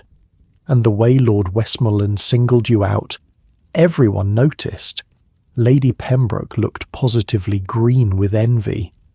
The same Lady Pembroke who snubbed her yesterday now put in her place. Your mother's satisfaction is almost comical. Back at the townhouse, Mary helps you undress, exclaiming over the state of your dancing slippers, worn through at the soles after hours of use. "Looks like you had a good time," she observes, helping you into your nightgown. "It was interesting," you admit, thinking of the Marquis, his honesty about his wife, his unexpected invitation. "And," Mary prompts, "any promising gentleman? Your mother's been talking about a Marquis to anyone who'll listen." You can't help but smile. Maybe it's too soon to tell. But as you settle into bed, exhaustion pulling you towards sleep, you find yourself replaying the conversations of the evening. The way the Marquis looked at you when he spoke of wanting someone real. The shadow that crossed his face when he mentioned his late wife. The unexpected note inviting you to meet him. Something is happening. Something beyond the usual mechanics of the marriage market. Something that doesn't fit neatly into the rigid rules of Regency courtship.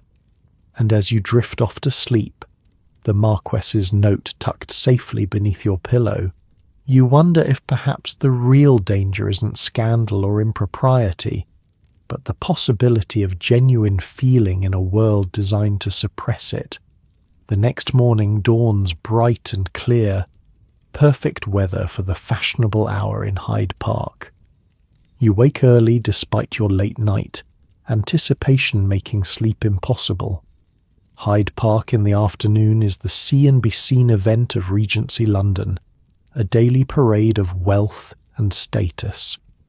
Between 5 and 7 in the evening, anyone of consequence either rides on horseback or drives in their finest carriages along the designated routes, particularly Rotten Row, showing off their finery, their beautiful horses, their fashionable companions. It's essentially an outdoor version of a ball, with the same rules and expectations but with added complications of weather and horsemanship. Another stage for the ongoing performance of courtship and social climbing. The question, as you stare at your wardrobe with Mary's assistance, is how to convince your mother to include Hyde Park in today's schedule without revealing your true motivation, and what to wear for such an encounter.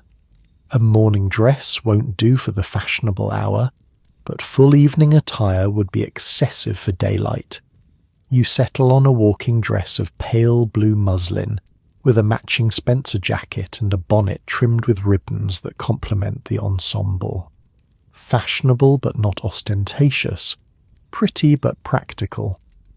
When you join your mother at breakfast, she's already deep in correspondence, writing notes to cement new social connections made at last night's ball. "Good morning, dear," she says without looking up. "I'm just writing to Lady Jersey. She's invited us to a small musical evening next week. The Marquis is expected to attend." Of course he is. Eligible aristocrats are always in demand for social events. "I was thinking," you begin casually, buttering a piece of toast, "it's such a lovely day. Perhaps we might drive in Hyde Park this afternoon. I've heard the fashionable hour is quite the spectacle." Your mother looks up, a calculating gleam in her eye. "Hyde Park? Yes, I suppose we should make an appearance. Your father mentioned Sir James Merryweather is known to drive his curricle there daily, and several other gentlemen who expressed interest in you last night will likely be present." She doesn't mention the Marquis, which means either she doesn't know he frequents the park or she's being uncharacteristically subtle. Either way, you've achieved your objective without having to reveal the note. "Shall we take the barouche?" you ask, referring to the family's open carriage. "Certainly. Your father can't join us. He has business at his club, but Caroline will accompany us as usual." The morning and early afternoon crawl by at an excruciating pace. You attend church, make obligatory Sunday calls on neighbours, review the invitations that have arrived, and try not to watch the clock too obviously. Finally, at 4:30, the barouche is brought around, and you set off for Hyde Park with your mother and Caroline.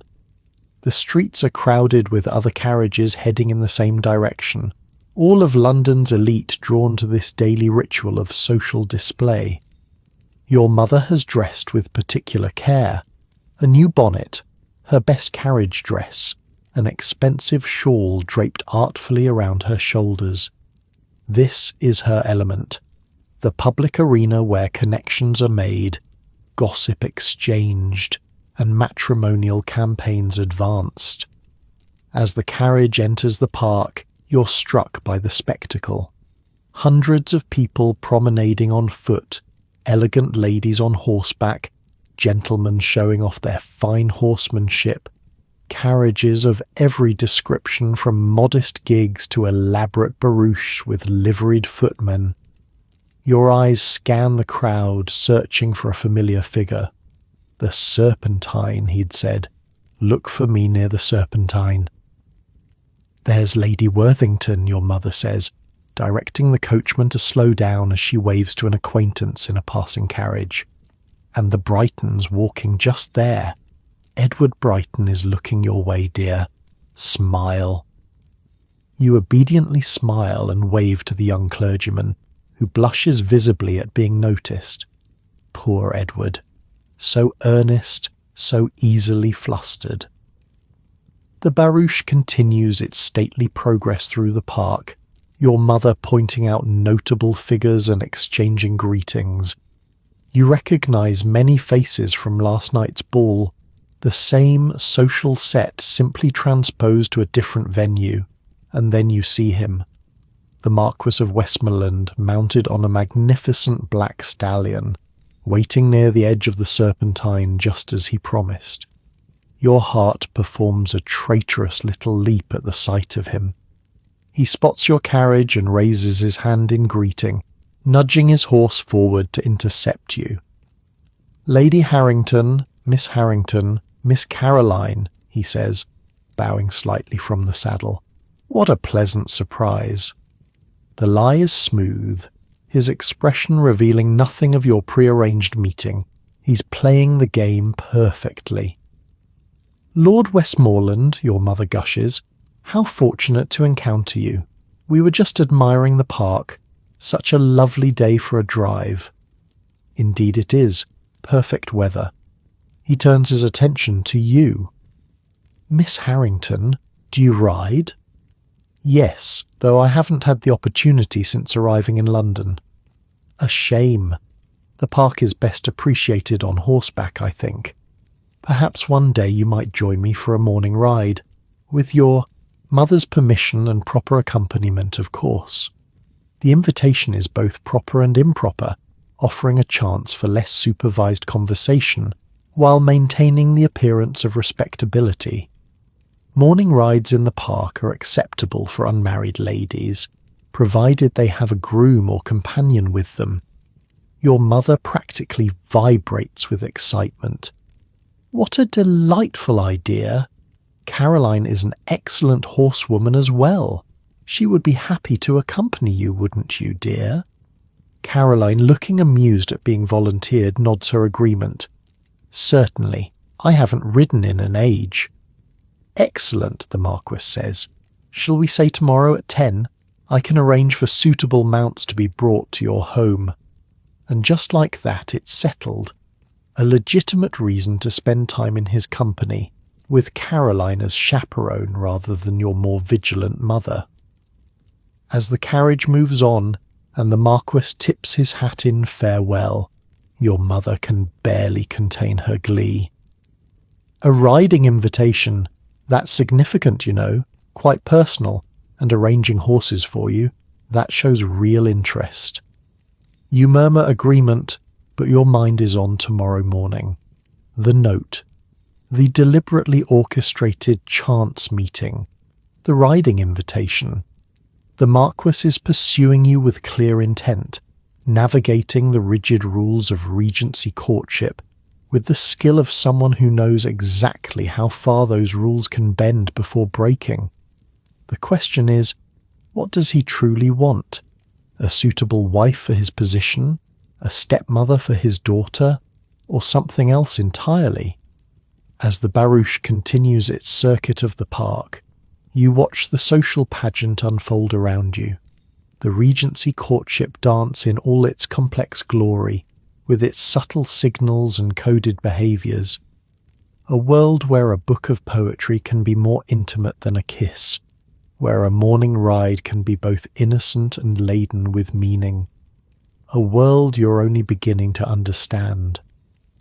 Morning comes with pale spring sunshine streaming through your curtains and the distant sounds of London already stirring.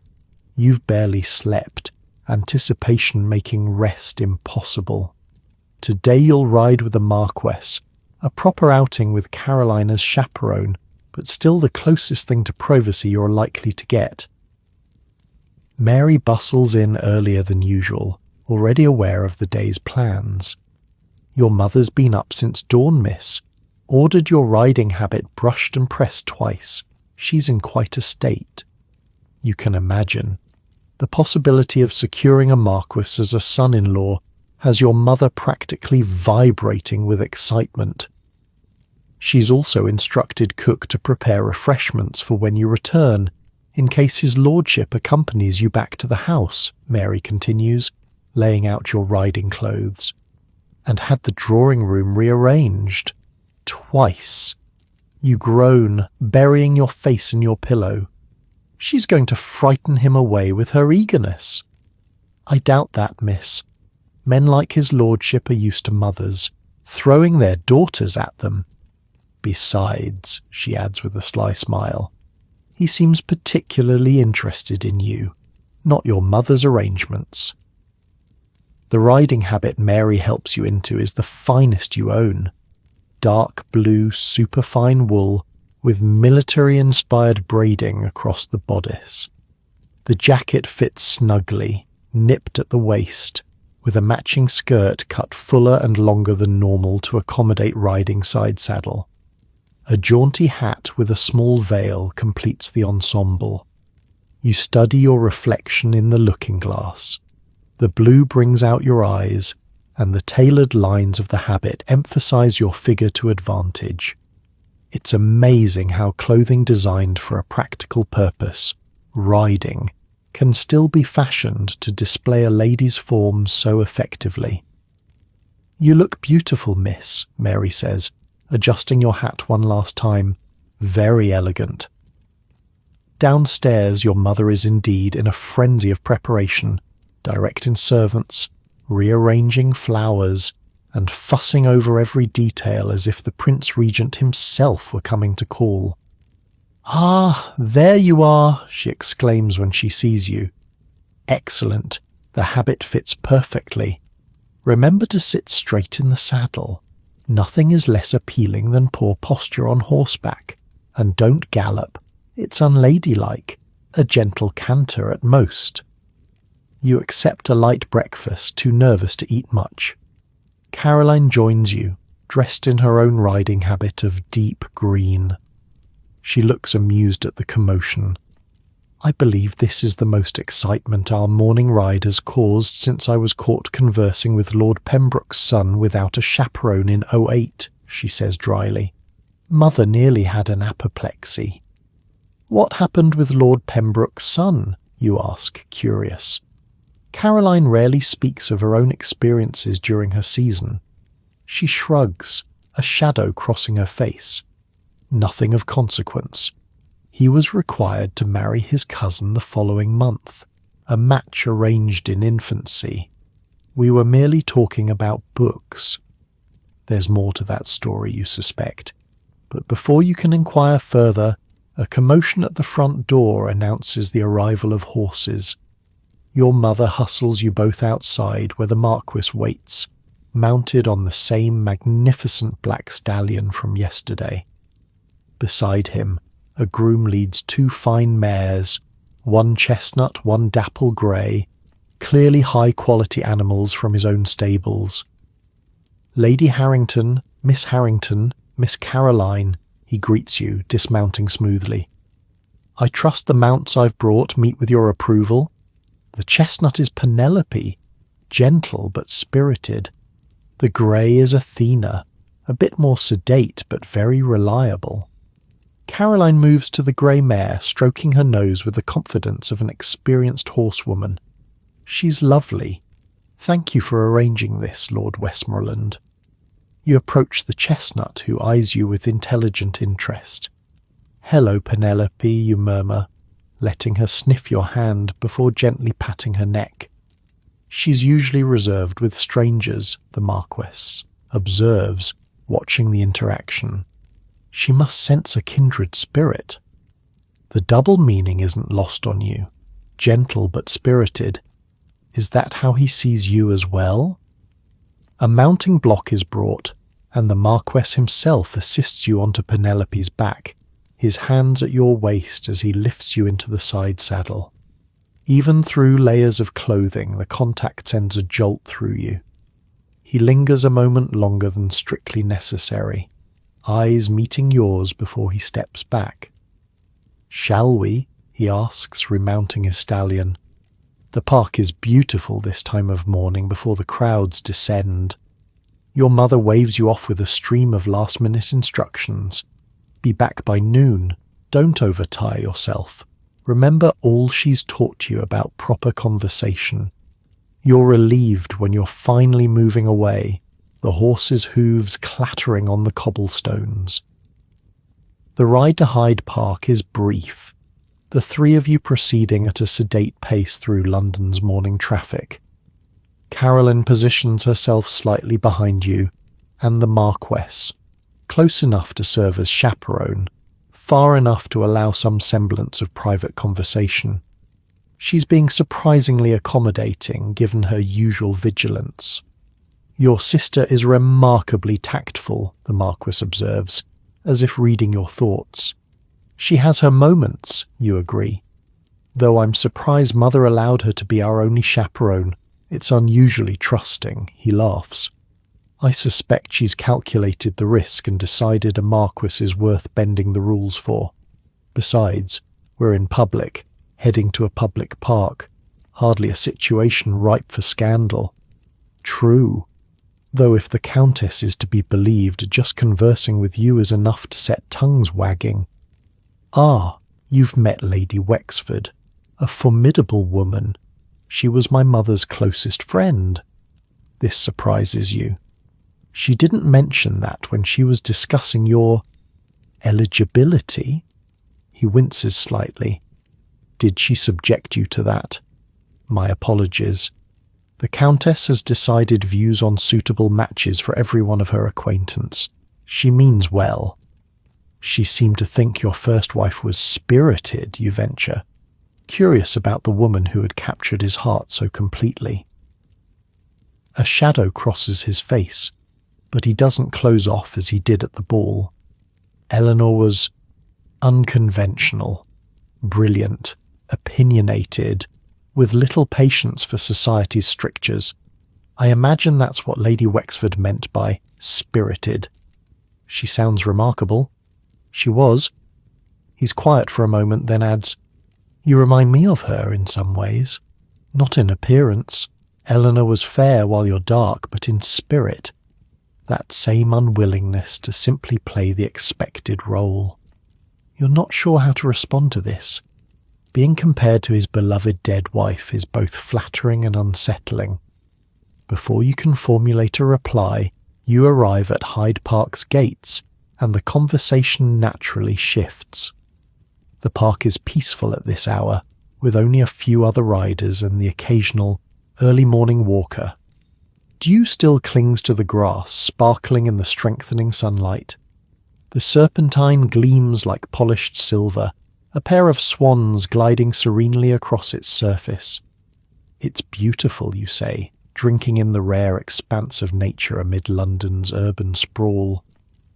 Almost as good as Derbyshire, he asks with a smile.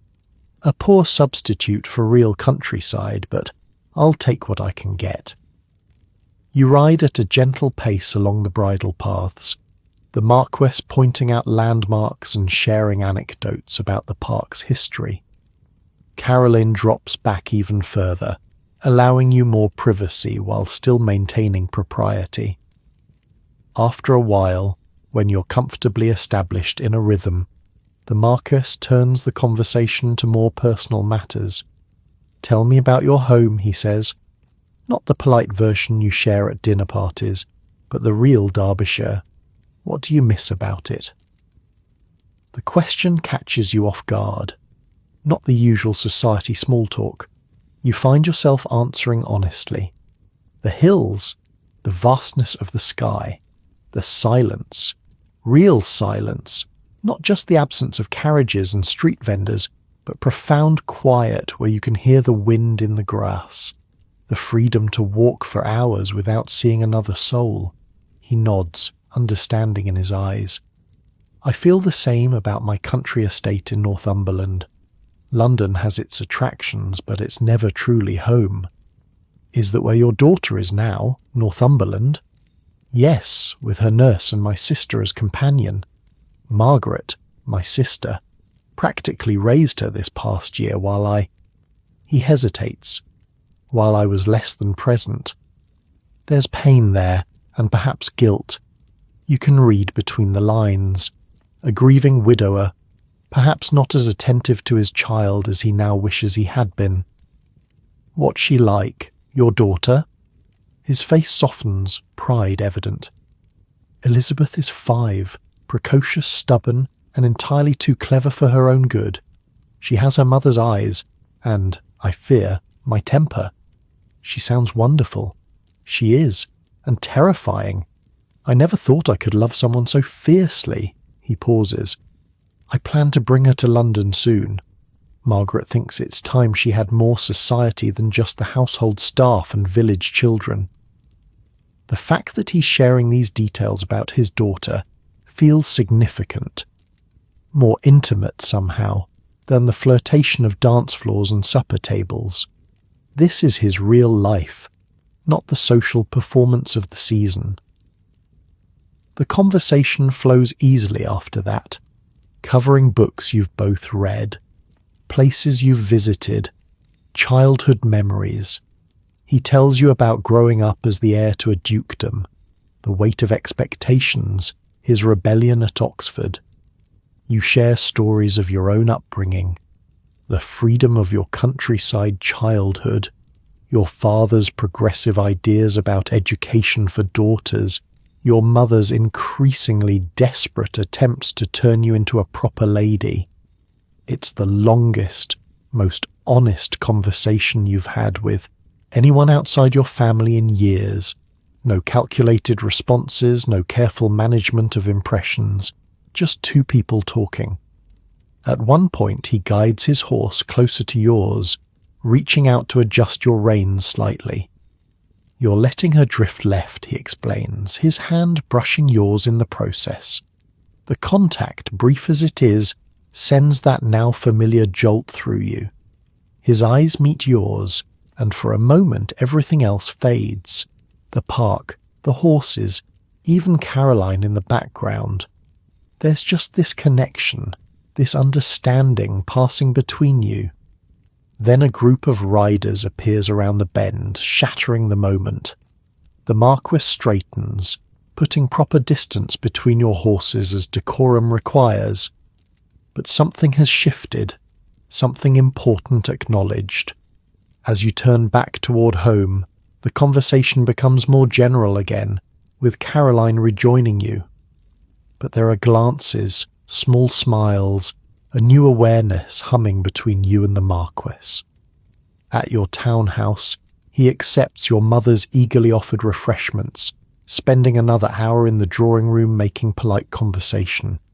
He's charming with your mother, respectful with your father, easy with Caroline, a perfect gentleman caller, observing all proprieties. Yet his eyes find yours often across the room, carrying private meaning that makes your heart race. When he finally takes his leave, he bows over your hand. I've greatly enjoyed our ride, Miss Harrington. Perhaps we might correspond about those books we discussed. I have several volumes I think might interest you. And there it is, the next significant step in Regency courtship, a request to correspond, to exchange letters. So much more meaningful than it might sound to modern ears. In an era when unmarried men and women were never left alone, when physical contact was limited to the briefest touch of gloved hands, letters were the one place where genuine feelings could be expressed, the one private space in an otherwise public courtship. Your mother, hovering nearby, practically glows with triumph. How lovely! My daughter is quite the literary enthusiast, my lord. So I've gathered, he replies with a smile. Her insights on Wordsworth were most illuminating. After he's gone, your mother wastes no time. A request to correspond, after just one proper outing. This is progressing even faster than I'd hoped. She bustles off to write notes to her closest friends, eager to share this development. Your father watches her go with fond exasperation. Are you pleased with this attention from Lord Westmoreland? He asks when you're alone. Unlike your mother, he seems genuinely interested in your feelings. I think so, you admit. He's not what I expected. A Marquis with a personality beyond his title. Revolutionary, he teases. Then more seriously, be careful, my dear. The stakes in this game are high, especially with a man of his standing. I know, father. But do you really? The Regency courtship dance is fraught with pitfalls for the unwary. One misstep can ruin a reputation. One hasty action can lead to consequences impossible to undo. And there's something else weighing on you. The ghost of Eleanor, the first Marchioness. A woman so loved that her husband still carries her memory like a physical presence. How does one compete with a perfect memory? What if you're just a pale substitute, a necessary replacement for a man who needs a mother for his child and a mistress for his estates? The next morning brings a package delivered by the Marquess's footman. Inside is not one but 3 books, a volume of Byron's poetry, a novel by Maria Edgeworth, and a slim collection of sonnets, and with them a letter. You take the package to your room before opening the folded paper, heart pounding. This is it, the beginning of real correspondence, the most intimate form of communication allowed between unmarried persons in the Regency era. His handwriting is bold and clear, the same decisive script from the Wordsworth note. Miss Harrington. I find myself thinking of our conversation in the park long after we parted. It is rare to discover someone with whom conversation flows so naturally, rarer still to find genuine insight rather than rehearsed opinions. The Byron is from my own library. You'll find some passages marked that particularly struck me. The Edgeworth, I thought, might amuse you as we discussed the foibles of the marriage market. The sonnets are perhaps indulgent, but certain lines reminded me of your observations about London's distinct lack of trees. I would be most interested in your thoughts on any or all of these volumes should you find time to peruse them. Until our next meeting, Westmoreland. Formal in address, but increasingly personal in content. Not quite a love letter, but certainly more than a casual note between acquaintances. The fact that he sent books from his personal library rather than newly purchased volumes adds another layer of meaning. These are books he's read, perhaps treasured. Sharing them is sharing something of himself. And passages marked? In the Regency era, this was an established way of communicating feelings that couldn't be explicitly stated. The recipient would find the marked passages and read them as personal messages from the sender. Your hands tremble slightly as you open the Byron, finding the first marked passage. She walks in beauty, like the night, of cloudless climes and starry skies, and all that's best of dark and bright. Meet in her aspect and her eyes. Your breath catches. This can't be casual. Marking such a famous love poem and sending it to you. It's a clear declaration of admiration, perhaps even something deeper. You flip through, finding other passages similarly romantic in nature. The Edgeworth novel has fewer markings, mostly humorous observations about social climbing and marriage-minded mamas that make you smile, but the slim volume of sonnets has the most extensive markings of all. Line after line about nature's beauty, about finding peace in wild places, about the stifling constraints of society compared to the freedom of hillsides and forests. He's understood perfectly what you miss about home, what you find lacking in London despite all its glamour. The intimacy of it, of someone selecting words that speak directly to your heart, your experiences, is overwhelming. This is what makes correspondence such a significant step in courtship. Letters allow a kind of emotional honesty impossible in the public arenas of balls and dinner parties. You sit at your writing desk, preparing to compose a reply. This is delicate ground. Too formal would suggest disinterest. Too warm might seem forward. And anything you write will be read not just by the Marquess, but potentially by future generations if the courtship progresses to marriage. Letters are kept, saved, sometimes even published posthumously. The pressure is immense.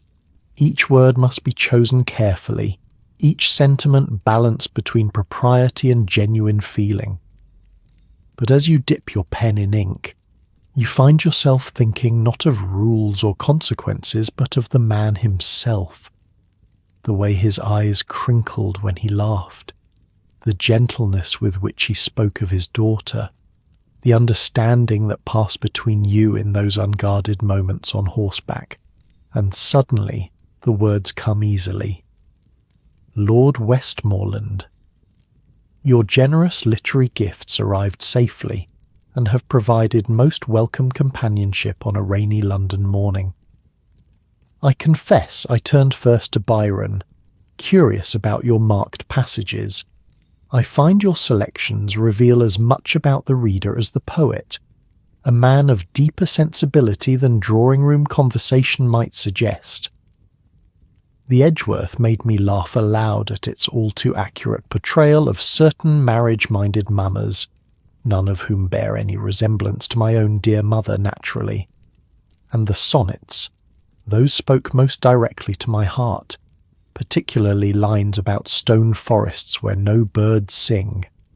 How perfectly that captures my impression of London.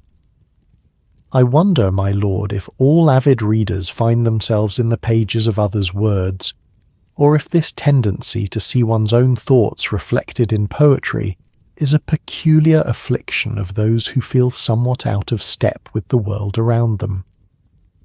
With sincere appreciation for the literary respite from London's endless social engagements, your name. You read it over, wondering if it's too revealing, too personal. But no, this is the purpose of correspondence, to move beyond the superficial, to establish a deeper connection. If the Marquess is sincere in his interest, he'll welcome your honesty. If not, better to know now before your heart becomes more deeply engaged. You seal the letter, arranging for it to be delivered to his London residence. And then the waiting begins, the exquisite anticipation that is both torture and delight. This is the rhythm of Regency courtship, public performances at balls and dinner parties, the rare semi-private conversations during rides or walks, and the secret world of letters where true feelings might finally find expression.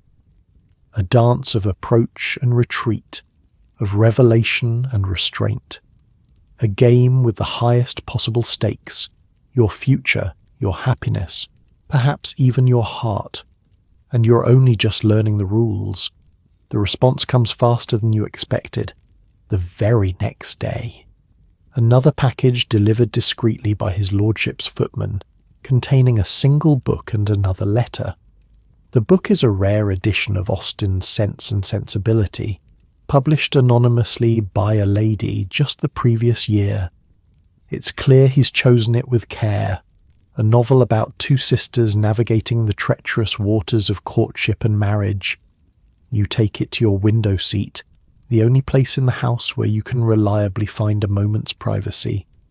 The letter is longer this time, his handwriting somehow more relaxed, as if he's grown comfortable corresponding with you. Miss Harrington. Your letter was a breath of fresh air in an otherwise tedious day of estate business.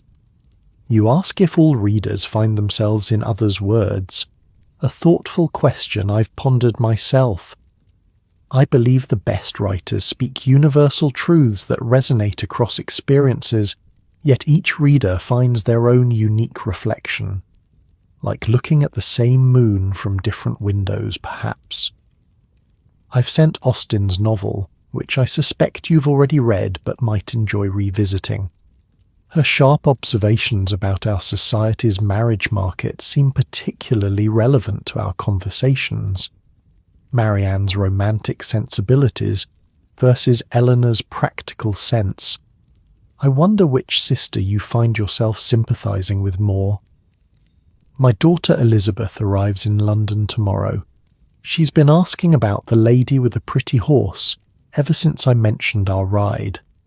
At 5, her understanding of adult relationships is limited to fairy tales, but she's surprisingly perceptive in her assessments of character.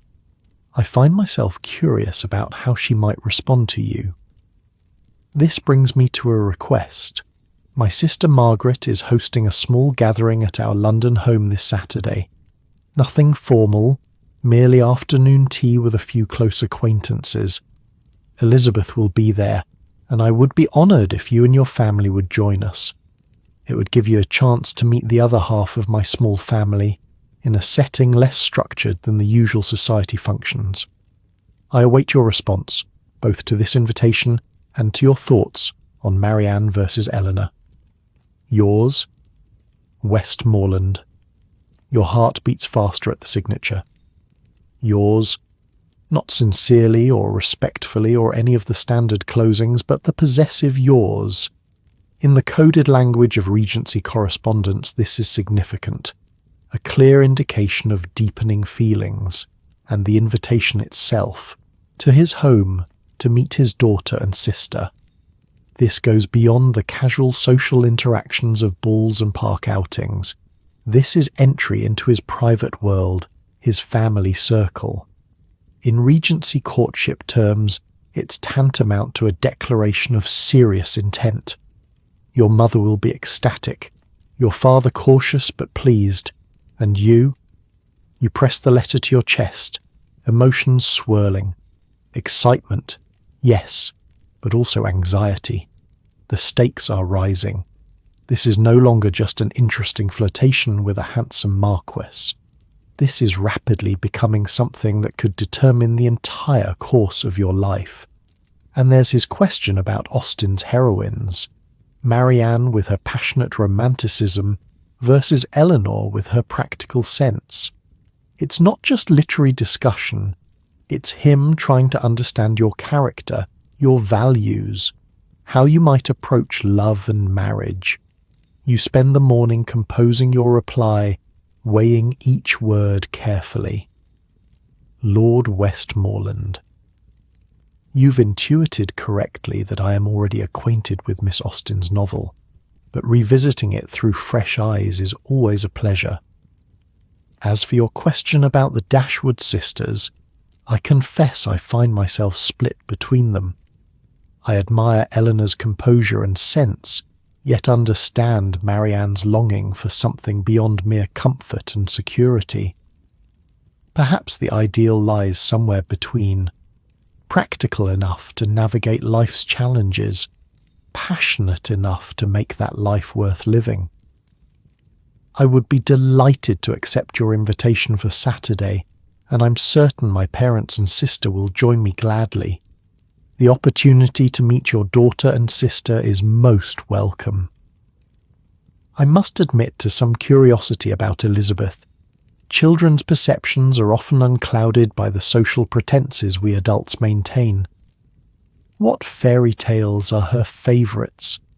At her age, I was particularly drawn to stories where the heroines embarked on adventures rather than waiting to be rescued, much to my mother's dismay. Until Saturday, your name. You deliberate over the signature, finally settling on your name alone. Not quite as bold as his yours, but more personal than a formal closing. A small step, but in the dance of Regency courtship, every step matters. When you tell your mother about the invitation, her reaction is everything you anticipated. First disbelief, then jubilation, then immediate panic about what everyone should wear. Tea at the Marquess's London residence, with his family. This is beyond anything I hoped for so early in your acquaintance, she exclaims, already mentally calculating the significance. And to meet his daughter. Oh, my dear, do you understand what this means? You do, all too well. The Regency courtship process is accelerating at an alarming rate. What began as a chance meeting at Lady Worthington's has rapidly evolved into something approaching a formal understanding. We must have new gowns made, your mother decides. There's just enough time if the seamstress starts immediately, something elegant but not ostentatious. We don't want to appear too eager, though of course we are. And your hair. Perhaps we should try a different style and... Mother, you interrupt gently. It's afternoon tea, not a presentation at court. I think my blue day dress will be perfectly adequate. She looks scandalized. Adequate. My dear, nothing about this situation calls for adequate. This is the Marquess of Westmoreland, heir to the Duke of Harrington. His family seat dates back to William the Conqueror. Your father, entering in time to hear this exchange, chuckles. The Marquis is interested in our daughter, my dear, not her gown, though I'm sure you'll ensure she looks lovely as always. Of course, but appearances matter. First impressions with his family could determine everything, and to meet his daughter, that's particularly significant. Men in his position are extremely careful about introducing potential stepmothers to their children. She's right about that, at least. In the Regency world, where divorce is nearly impossible and death in childbirth common, Second marriages are frequent among the aristocracy, but the introduction of a new maternal figure to existing children is handled with utmost care. For the Marquess to invite you to meet Elizabeth so early in your acquaintance suggests he's already considering you in that role. The thought is both flattering and terrifying. You've barely begun to envision him as a potential husband, let alone yourself as a mother to his child. Yet this is the reality of courtship in your era. Decisions made quickly, futures determined after mere weeks of acquaintance, often based on practical considerations rather than deep emotional connections. The days until Saturday pass in a flurry of preparation. Your mother does indeed commission new gowns, though there's only time for alterations to existing dresses rather than completely new creations. Your father has a long private conversation with you in his study, reminding you that despite the Marquess's title and fortune, your happiness is what matters most to him. Caroline offers wry observations about the family's excitement, but seems genuinely pleased for you. And through it all, the correspondence with the Marquess continues. Brief notes rather than lengthy letters, accompanying small gifts, a volume of poetry, a pressed flower, a delicate silk bookmark. Each interaction building a private understanding between you, a connection beyond the public performance of courtship. Saturday dawns bright and clear. The Harrington townhouse, when your carriage pulls up outside, is an imposing structure in the most fashionable part of Mayfair. 5 stories of elegant Georgian architecture with gleaming windows and immaculate white stone steps. Liveried footmen stand at attention, and you glimpse a well-tended garden behind wrought-iron gates. This, you realise with a flutter of nerves, could be your future home. The thought is disorienting. Your mother fusses over your appearance one last time as you ascend the steps. "Remember everything I've taught you," she whispers. "Be charming but reserved. Show interest in the child without being over-familiar, and mind your posture." The butler who admits you has the dignified bearing of someone who has served the family for decades. He leads you through an entrance hall adorned with ancestral portraits and into a drawing room that manages to be both grand and surprisingly comfortable. The Marquess rises as you enter, but it's the woman beside him who captures your attention first. Tall, fair-haired, with the same dark eyes as her brother. This must be Lady Margaret. And beside her, a small figure with bouncing dark curls and a decidedly critical expression, Elizabeth. Lady Harrington, Sir Edward, Miss Harrington, Miss Caroline. The Marquess greets your family with warm formality. May I present my sister, Lady Margaret Westmoreland, and my daughter, Lady Elizabeth. Lady Margaret curtsies with elegant grace. How delightful to meet you all. My brother has spoken quite highly of you, Miss Harrington.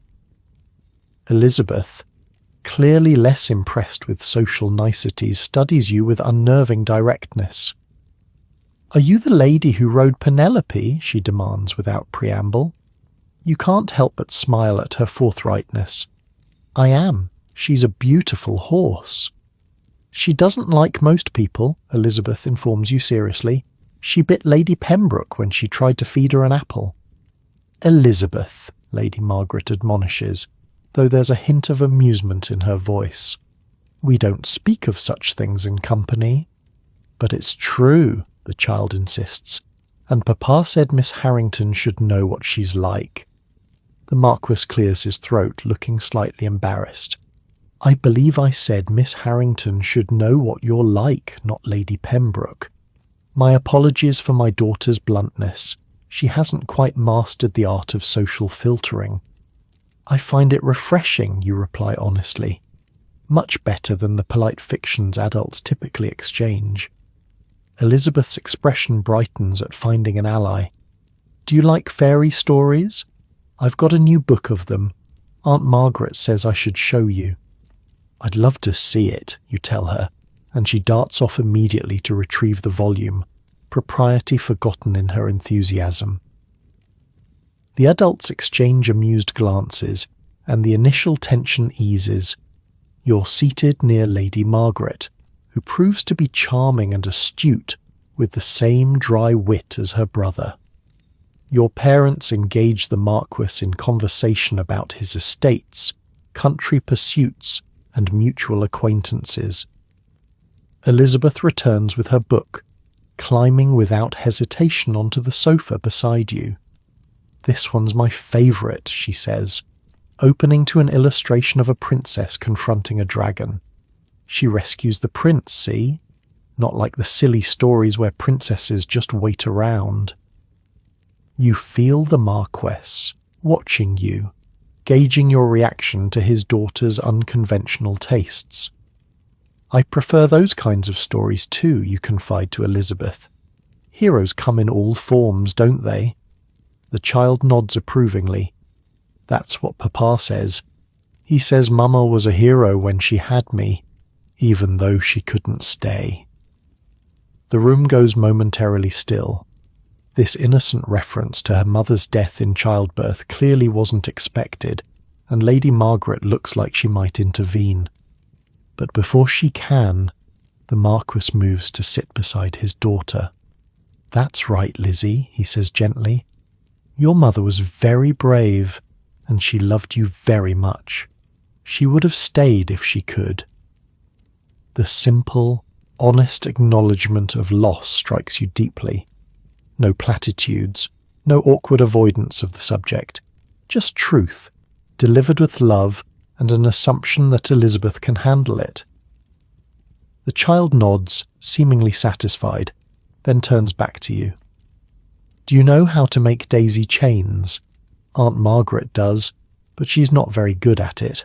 Her fingers are too big." Lady Margaret laughs. "Such flattery! But yes, my clumsy attempts are rather pitiful compared to her nursemaid's expert creations." "I used to make them all the time at home," you tell Elizabeth. "Perhaps we could go into the garden later and try." The girl's face lights up. "Yes. Papa, may we go to the garden with Miss Harrington after tea?" "If Miss Harrington is agreeable, and if you remember your manners for the rest of the visit," he replies with fond sternness. Tea is served, an elegant affair with delicate sandwiches, small cakes, and the finest china. The conversation flows easily, with none of the strained politeness that characterises most society gatherings. Lady Margaret asks thoughtful questions about your interests and education, seeming genuinely curious rather than merely polite. "My brother tells me you're quite the literary enthusiast," she says as she pours another cup. "Have you read Mrs. Radcliffe's latest?" "The Italian?" "Yes, though I confess I preferred Udolpho. The mysterious veiled picture made a greater impression than anything in the newer work." "Exactly my thought, though I found the resolution rather disappointing. All that suspense for such a mundane explanation." You're surprised to find yourself genuinely enjoying Lady Margaret's company. She's intelligent and well-read, with opinions of her own rather than merely echoing popular sentiment. The easy rapport between her and her brother speaks of a close relationship built on mutual respect. After tea, true to his word, the Marquis allows Elizabeth to lead you into the garden to make daisy chains. Your mother looks momentarily alarmed at this separation from the main group, but Lady Margaret smoothly suggests a tour of the ground floor for the rest of the party, giving you a discreet wink as she leads them away. The garden is a surprisingly extensive space for a London townhouse, with carefully tended flower beds, gravel paths, and a small fountain at its centre. Elizabeth chatters happily as she gathers daisies, telling you about her pony at the country estate, her lessons with her governess, and her cat who had kittens last month. You sit together on a bench in the sunshine, showing her how to pierce the stems with your thumbnail to create perfect links in the chain. Her small fingers are clumsy but determined, her brow furrowed in concentration. "Papa says you live in the country usually," she says after a while. "Do you like London better?" "I like different things about each place," you tell her. "London has theatres and museums and interesting people to meet, but the country has more space, more quiet, more freedom." She nods sagely. "I like the country better too. Papa says we'll go back to Westmoreland Hall soon. Would you come visit us there?" The innocent question catches you off guard. Well, that would depend on your father's invitation and my parents' permission." "I'll ask him," she decides with the confidence of a child accustomed to getting her way. "He likes you. He smiles more when you're here." Before you can formulate a response to this startling observation, footsteps on the gravel path announce the Marquess's approach. He looks at the daisy chains in progress and smiles. "I see you've found a more skilled instructor than your poor aunt," he says to Elizabeth, who beams proudly as she holds up her somewhat lopsided creation.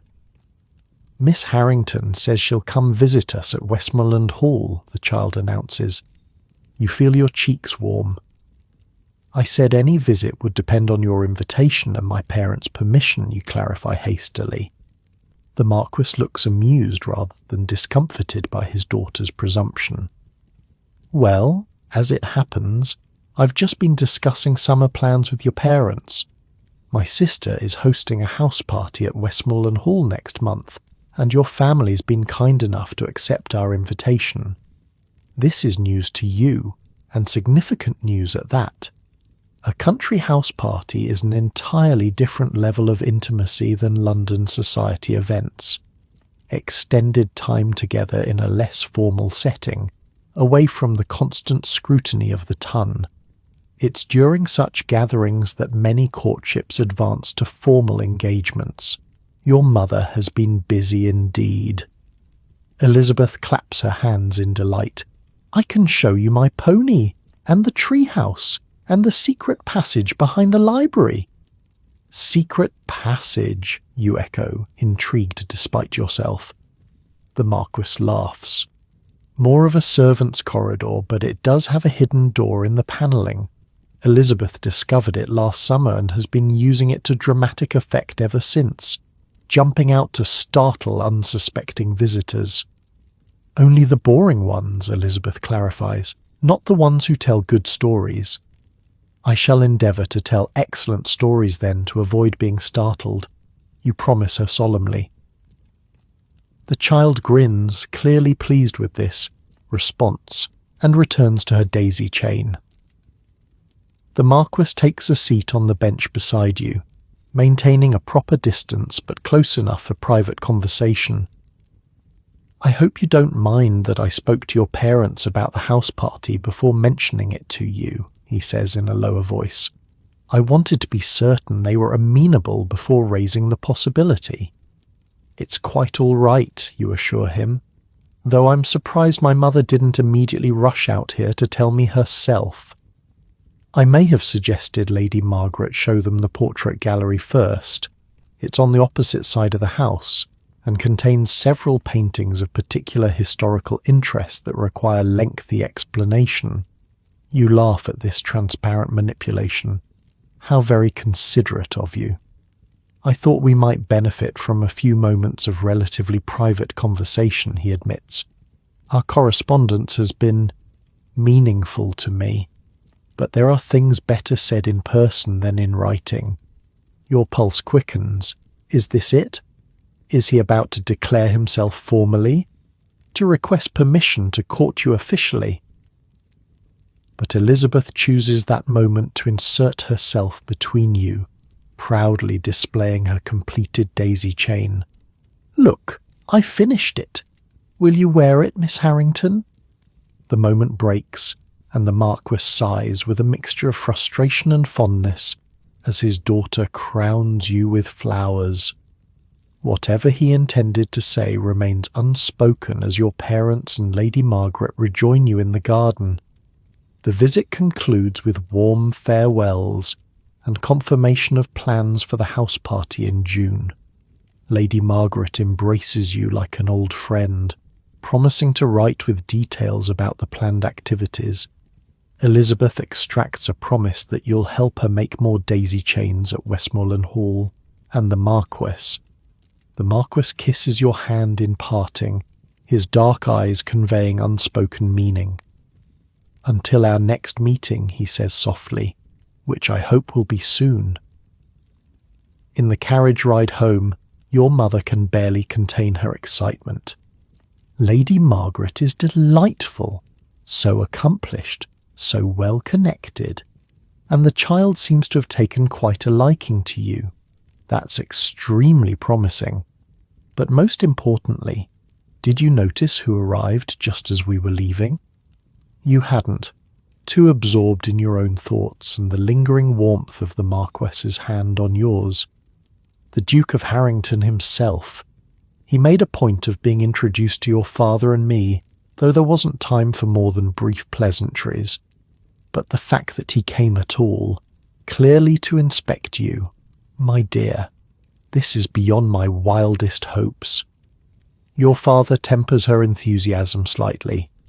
"Let's not get ahead of ourselves, my dear. It was a pleasant afternoon, nothing more. Though I must admit the Marquis seems a decent sort. More substance to him than most of these titled gentlemen." Caroline, who has been uncharacteristically quiet, adds her own observation.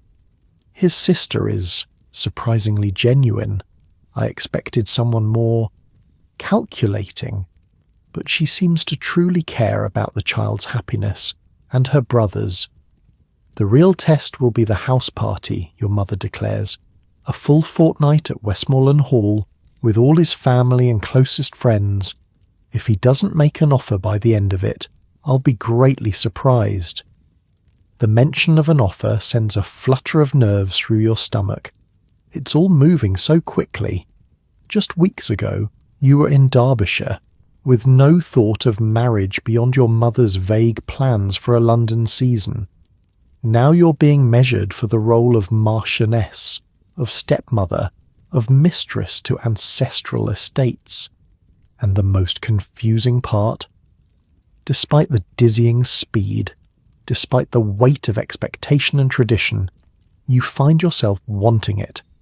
Not just the title or security, but him, the Marquis himself, with his love of poetry, his devotion to his daughter, his ability to see you, really see you, beyond the careful performance of a debutante.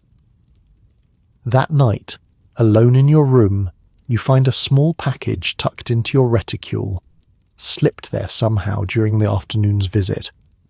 Inside is a single daisy, pressed between two pieces of paper, and a note in familiar handwriting. "For when London lacks flowers as well as trees." W. You press it to your heart, this simple token meaning more than any expensive gift could. In the elaborate dance of Regency courtship, with its rigid rules and practical considerations, you've somehow found something genuine, something real. But as you drift towards sleep, a nagging worry surfaces. The house party looms ahead, 2 weeks in the country, surrounded by his family and friends. The Duke of Harrington himself will be assessing your suitability as a future Duchess. Lady Margaret's warm welcome might cool in the face of her family's expectations, and Elizabeth, while charming, is still a child adjusting to the possibility of a new maternal figure. The stakes are rising. The Regency courtship game is entering its most crucial phase, and you're only just beginning to understand how much of your heart is already involved. The weeks leading up to the Westmoreland Hall house party pass in a flurry of preparations. Your mother orders an entirely new wardrobe for the occasion. Morning dresses, walking outfits, riding habits, evening gowns, and all the accompanying accessories. A future marchioness must be properly attired, she insists, despite your father's raised eyebrows at the mounting expense. Meanwhile, your correspondence with the Marquis continues, growing more personal with each exchange. He sends books with increasingly romantic passages marked. You respond with your true thoughts rather than the bland pleasantries expected of young ladies. He shares stories of his daughter's latest escapades. You confide your anxieties about fitting into his world. It's a courtship conducted primarily on paper, in defiance of the usual Regency pattern of public performances at social events. There's an intimacy to it that feels almost scandalous, knowing each other's minds before your families have even begun the formal negotiations that typically precede a proposal. One rainy afternoon, as you're writing your latest letter, Caroline enters your bedroom without knocking. You instinctively move to cover the page, then feel foolish for doing so. Your sister has been your closest confidant for years, but somehow these letters feel too private to share, even with her. "Another missive to your Marquess?" she asks, settling herself on the window seat. There's something in her tone, not judgment exactly, but caution. "He's hardly my Marquess," you protest, though the words send a secret thrill through you. "No, the entire ton has all but announced your engagement. Lady Jersey asked me yesterday when we could expect the formal announcement." You set down your pen with a sigh. Everyone is getting rather ahead of themselves, don't you think? We've had a few conversations, exchanged some letters. That's hardly grounds for marriage. Caroline studies you thoughtfully. In our world it often is, especially when the gentleman in question is heir to a dukedom. But that's not what concerns me. What does then? She hesitates, choosing her words carefully. I worry that you're falling in love with a man you barely know. The observation hits uncomfortably close to the mark. You are falling for the Marquess, or at least for the version of him revealed in his letters, the thoughtful, literary man who sees beyond your social performance to the person beneath. But is that the real man, or merely another kind of performance? I'm being cautious, you assure her, not entirely truthfully. Are you? She glances at the stack of books on your bedside table, all gifts from him. Because this correspondence goes well beyond what's considered proper, even for a courtship as seemingly advanced as yours. She's right, of course. Unmarried ladies aren't supposed to engage in such personal, frequent exchanges with gentlemen. A few formal letters, carefully chaperoned meetings, perhaps a token gift or two. That's the extent of what's permitted before an official engagement. What you and the Marquis are doing skirts the edges of respectability. I know what I'm doing, you say, with more confidence than you feel. Caroline sighs. I hope so, because the stakes are so much higher for you than for him. If this courtship fails, he'll face a few weeks of gossip before moving on to the next eligible young lady. You'll be marked as the girl who almost caught a Marquis but couldn't seal the matter. Every future prospect will wonder why he withdrew. It's a sobering thought, and not one you've allowed yourself to dwell on. The Regency courtship game is inherently unequal. Men can walk away relatively unscathed from an unsuccessful courtship. Women often can't. You sound like you're speaking from experience, you observe quietly. A shadow crosses her face. Perhaps I am. For the first time you wonder if there's more to Caroline's spinsterhood than mere choice. Had there been someone years ago whose courtship ended badly? Is that why she's never accepted any of the respectable offers that came her way? Before you can ask, your mother bursts into the room waving a letter. Wonderful news. Lady Margaret has written with details of the house party. The Duke and Duchess will be in residence the entire fortnight. along with the Earl and Countess of Pembroke, Lord and Lady Cartwright, and several other distinguished guests. Her eyes gleam with social ambition. This is even better than I hoped. Half the aristocracy will witness your triumph. Mother, please, you protest. Nothing is decided yet. She waves away your caution. A mere formality at this point. Lady Margaret has requested your measurements for riding. Apparently the Marquis is arranging for a special mount to be available for your exclusive use during the visit. If that's not a declaration of intent, I don't know what is. After she sweeps out to share the news with your father, Caroline gives you a pointed look. Like I said, the ton has decided your future. I just hope it's what you truly want. Her words stay with you as the day of departure approaches. Is this what you want? Marriage to a man you've come to know primarily through letters and brief chaperoned encounters? A lifetime as the Marchioness of Westmoreland, eventually Duchess of Harrington, stepmother to Elizabeth, mistress of vast estates? It sounds like a fairy tale, but fairy tales rarely mention the sacrifices required of their heroines. 2 days before you're set to leave for Westmoreland Hall, an unexpected visitor arrives at the townhouse, Lady Wexford, the elderly countess who first mentioned the Marquis to you. She appears without warning, imperiously informing the butler that she won't be turned away despite the early hour. Your mother receives her in the drawing room, baffled by this unprecedented call from such a prestigious figure.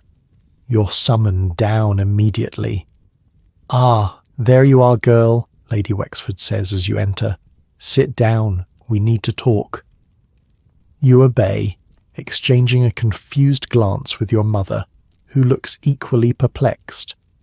"I'll be direct," the Countess continues, once tea has been served and the servants dismissed. "You're about to spend a fortnight at Westmoreland Hall, where I have it on good authority that the Marquis intends to propose. Your cheeks burn. Is there no privacy in this world? Has every detail of your courtship been dissected by the ton?" "That's a matter between Lord Westmoreland and my daughter," your mother begins. But Lady Wexford cuts her off with a wave of her bejewelled hand. "Spare me the pretense. We all know why girls are paraded around London every season. The only question is whether they're prepared for what comes after. The wedding." She fixes you with her sharp gaze. "Are you, Miss Harrington?" "I believe so, my lady," she snorts. "You have no idea. None of you young girls do. You think it's all about the wedding, the title, the grand house. But that's just the beginning." She leans forward. "Let me tell you what being a marchioness, and eventually a duchess, really entails. You won't just be a wife and mother. You'll be the administrator of multiple estates, responsible for the welfare of hundreds of tenant families. You'll be expected to manage a small army of servants, entertain royalty, navigate political affiliations, and uphold centuries of family tradition. Your mother looks like she might faint with joy at this recitation of aristocratic duties. You, however, feel a knot of anxiety forming in your stomach. Eleanor, the First Lady Westmoreland, struggled with these responsibilities, Lady Wexford continues. Brilliant girl, but not raised for such a position.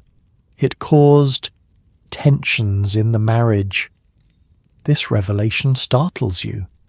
The Marquis has spoken of his late wife with nothing but reverence. The idea that their marriage might have been troubled in any way contradicts everything he's led you to believe. What sort of tensions, you ask, unable to help yourself? The Countess gives you an approving look, as if you've passed some sort of test by asking directly.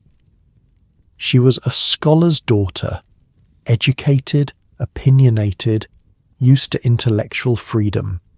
The constraints of her position chafed, and the Duke, Westmoreland's father, is a traditionalist who expected his son's wife to conform to his notion of what a future duchess should be.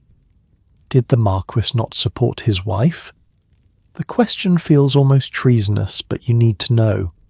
He tried, Lady Wexford says after a moment, but he was caught between loyalty to his wife and duty to his family. It's not an easy position. She studies you intently. You'll face the same challenges, girl. The Duke will have very specific expectations of his son's second wife. Are you prepared to meet them, even if they conflict with your own inclinations, or with what the Marquis has led you to believe married life with him will be like? The blunt question leaves you speechless. You've been so caught up in the romance of the courtship, the fairy tale of catching a Marquess's eye, that you've given little thought to the practical realities of the marriage that might follow. The constraints, the expectations, the potential conflicts between duty and personal happiness. I don't know, you admit finally. Lady Wexford nods, seemingly satisfied with this honest answer. Good. Acknowledging what you don't know is the beginning of wisdom. She rises with the aid of her cane. I've said my piece. What you do with it is your own affair. After she leaves, your mother is practically apoplectic. The nerve of that woman! Coming here with such improper warnings, filling your head with doubts right before the house party. What could she possibly have been thinking? That she was doing me a kindness, you reply quietly, by telling me things no one else would. Kindness, your mother scoffs. She was being meddlesome. Pay her no mind, dear. Old women love to cast shadows on young people's happiness. But you can't dismiss Lady Wexford's warning so easily. That night you reread the Marquess's letters, searching for hints of the tension she described. There's nothing explicit, of course. But you notice now what you missed before, how rarely he mentions his father, how he sometimes alludes to family obligations with a certain weariness. Had you been so dazzled by the prospect of a fairy tale romance that you missed the warning signs? Or is Lady Wexford simply a bitter old woman trying to sabotage someone else's happiness? The following morning brings another letter from the Marquis, this one containing practical details about your journey to Westmoreland Hall. But at the end, there's a postscript that catches your attention. P.S. I've just learned that my father has invited the Pembrokes to join our house party, including their daughter, Lady Sophia.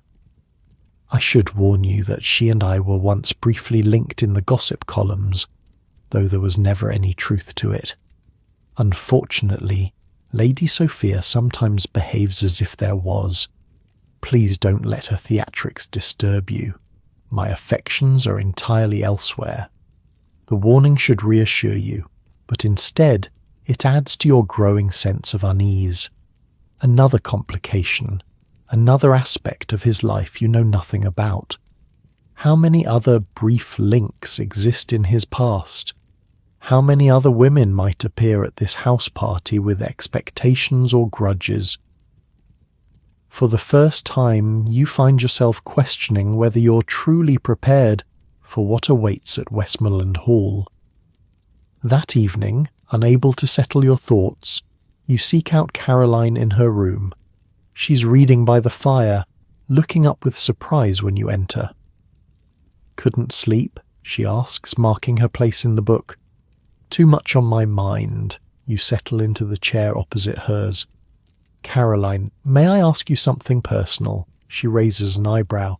You may ask. I may choose not to answer. Fair enough. You gather your courage. Was there someone before? Someone whose courtship ended badly? The question hangs in the air between you. For a moment you think she won't answer. Then she sighs, setting aside her book entirely. Yes, she says simply. Lord Pembroke's son, Robert. The revelation stuns you. The same Pembrokes who will be at Westmoreland Hall? The ones connected to Lady Sophia? She nods, a wry smile twisting her lips. The very same. Robert is Lady Sophia's brother. We met during my first season. He was different from the other young men, less concerned with appearances, more interested in ideas. We connected over books, politics, art. What happened? What always happens? His family intervened. Her voice takes on a bitter edge.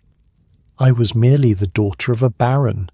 They had their sights set on an earl's daughter, someone who could advance the family's position. Robert lacked the courage to defy them. You're stunned by this revelation. All these years, you'd assumed Caroline had chosen spinsterhood, had rejected her suitors rather than the other way around. To learn that she'd had her heart broken, that she'd faced the very outcome Lady Wexford warned might befall you if the Marquis withdrew. "I'm so sorry," you say inadequately. "I had no idea," she shrugs. "Few do. I've kept it private. But now you understand why I caution you about becoming too emotionally invested too quickly. These aristocratic families have agendas that go beyond romantic attraction. The Westmorlands have been intermarrying with the same few families for generations to consolidate power and property. They might tolerate an occasional outsider like us, especially if she brings a healthy dowry, but only if she fits their mould. And if she doesn't, then she faces a lifetime of trying to reshape herself to their expectations, or a lifetime of conflict." She leans forward, taking your hand. "I don't tell you this to frighten you away from the Marquis. He seems genuine in his regard for you. But go to this house party with your eyes open. Observe how he interacts with his father, how he navigates family expectations. That will tell you far more about your future happiness than all his pretty letters and poetry books." You squeeze her hand, grateful for her candour. "Will it be difficult for you? Seeing Robert again?" A shadow crosses her face. "Perhaps, but I've had 7 years to build my armour, and there's a certain satisfaction in showing him what he gave up." She smiles faintly. "Besides, I'll be too busy watching out for you to wallow in old heartbreak." The conversation gives you a new appreciation for your sister. All these years, you've seen her as the family spinster, the cautionary tale of opportunities missed. Now you recognize her as someone who faced disappointment with dignity, who built a meaningful life despite society's limited options for unmarried women. And perhaps you admit to yourself, someone whose hard-won wisdom you'd be foolish to ignore. The journey to Westmoreland Hall takes 2 days, with an overnight stop at a posting inn.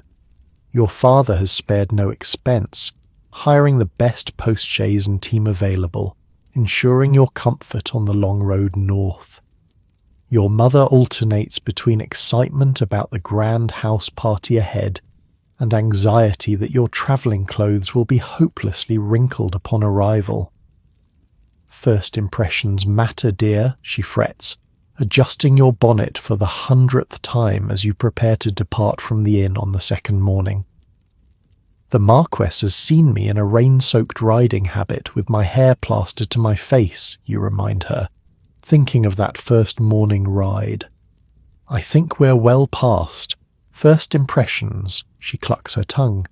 "His family isn't. The Duke of Harrington will be assessing every aspect of your appearance, deportment, and conversation. One misstep could change everything. Her constant reminders of what's at stake only increase your nervousness. By the time the postchaise turns onto the long tree-lined drive leading to Westmoreland Hall, your stomach is in knots. And then you see it, a magnificent Palladian mansion of golden stone, set among sweeping lawns and formal gardens, with wooded parkland stretching beyond. It's larger than you expected, grander, more intimidating in its aristocratic splendour. This isn't just a country house, it's the ancestral seat of one of England's oldest families, a physical manifestation of the power and privilege the Marquis was born to. As the carriage approaches the grand entrance, you spot a small welcoming committee gathered on the steps. The Marquis is there, tall and handsome in riding clothes, little Elizabeth bouncing excitedly beside him. Lady Margaret stands with them, along with an older couple who must be the Duke and Duchess of Harrington. Your mother grips your hand tightly. Remember everything we've practiced. This is the moment that could determine your entire future. The carriage stops. Footmen rush to open the door and let down the steps, and as you emerge, blinking in the bright sunlight, you're acutely aware that every eye is on you, especially those of the stern-faced Duke, who looks at you with the evaluating gaze of a man assessing a horse at auction. The Marquis steps forward, his smile warm, his eyes lighting up at the sight of you. "Welcome to Westmoreland Hall, Miss Harrington," he says, bowing over your hand. "We've been eagerly awaiting your arrival." Elizabeth darts past him, protocol forgotten in her excitement. "You're here! I've got so much to show you. The treehouse and the maze and the secret passage and—" "Elizabeth," the Duke interrupts, his tone brooking no argument. "Ladies do not shout, nor do they speak until introduced."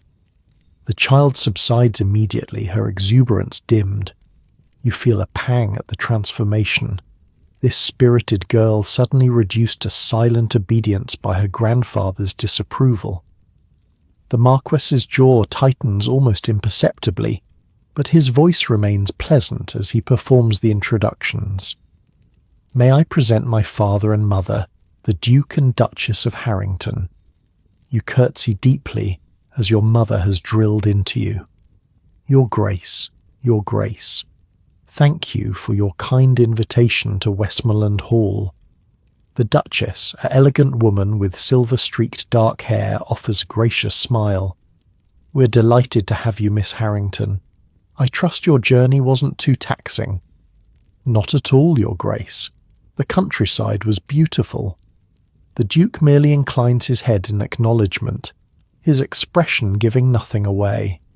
But you feel his assessment continuing, measuring you against some internal standard you can't begin to guess. As your parents and Caroline are similarly introduced, you catch the Marquis watching you, a question in his eyes. "Are you all right?" his gaze seems to ask. You give him a small nod, summoning a smile despite your nerves. "Come, let's get you settled," Lady Margaret says warmly, taking your arm as if you're already family. "You must be exhausted from your journey.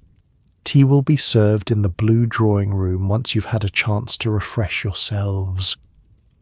As she leads your family into the grand entrance hall, with its soaring ceiling and ancestral portraits, you glance back to see the Duke speaking quietly but intensely to his son. The Marquis's expression has hardened, his posture stiff with what looks like barely contained frustration.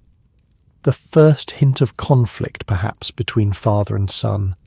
The first glimpse of the tensions Lady Wexford warned about.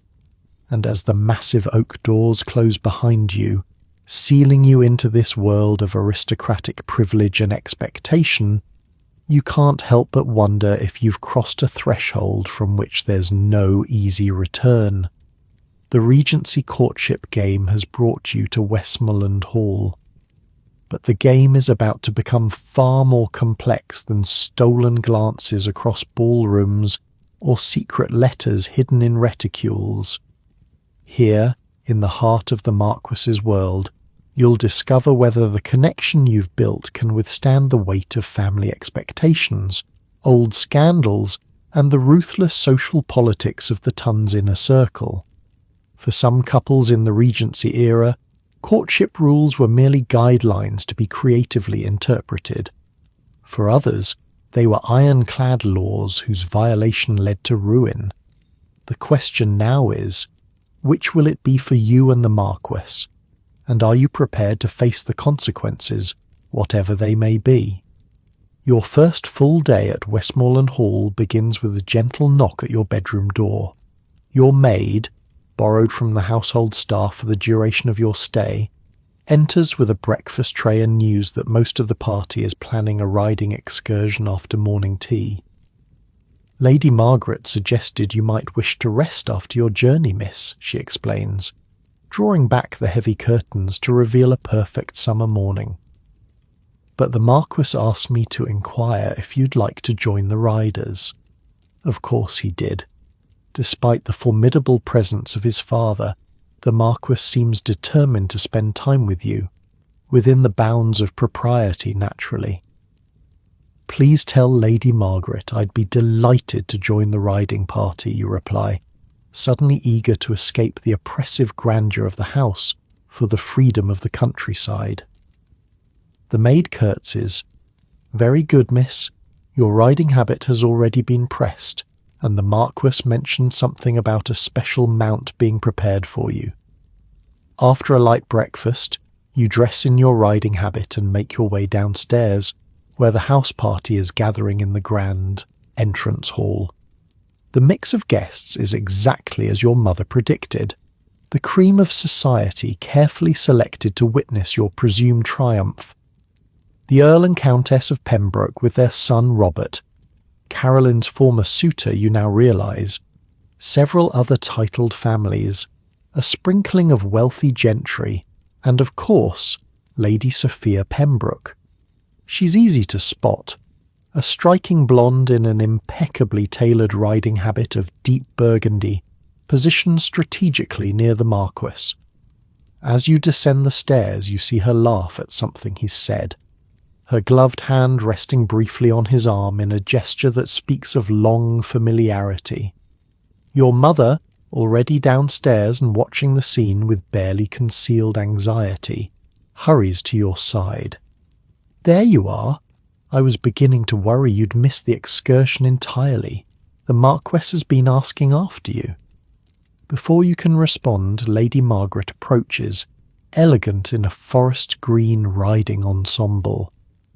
Miss Harrington, wonderful. You've decided to join us. I've told my brother that you're an accomplished horsewoman. I hope that's not an exaggeration.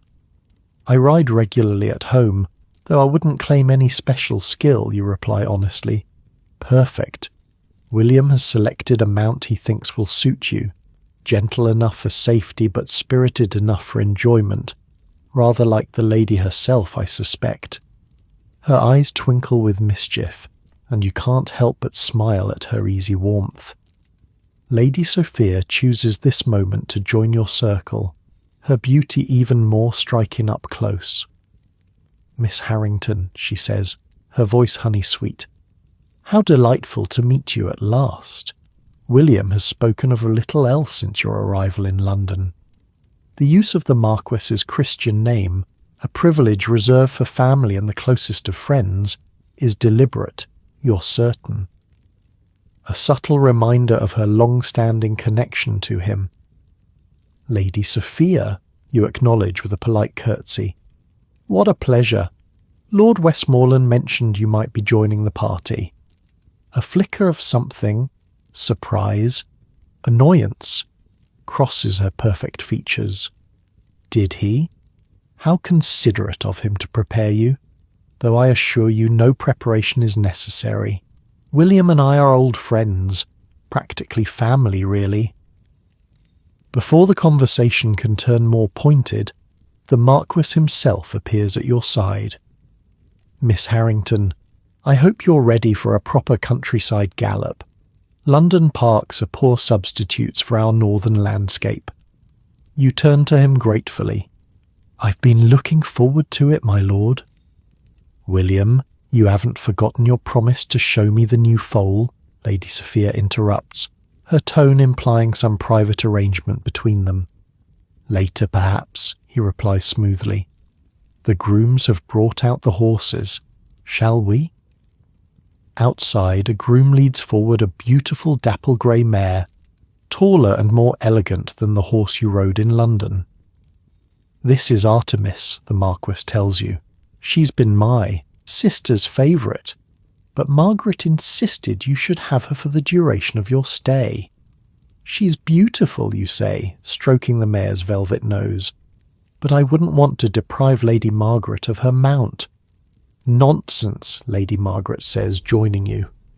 I have half a dozen to choose from, and Artemis deserves a rider who will appreciate her.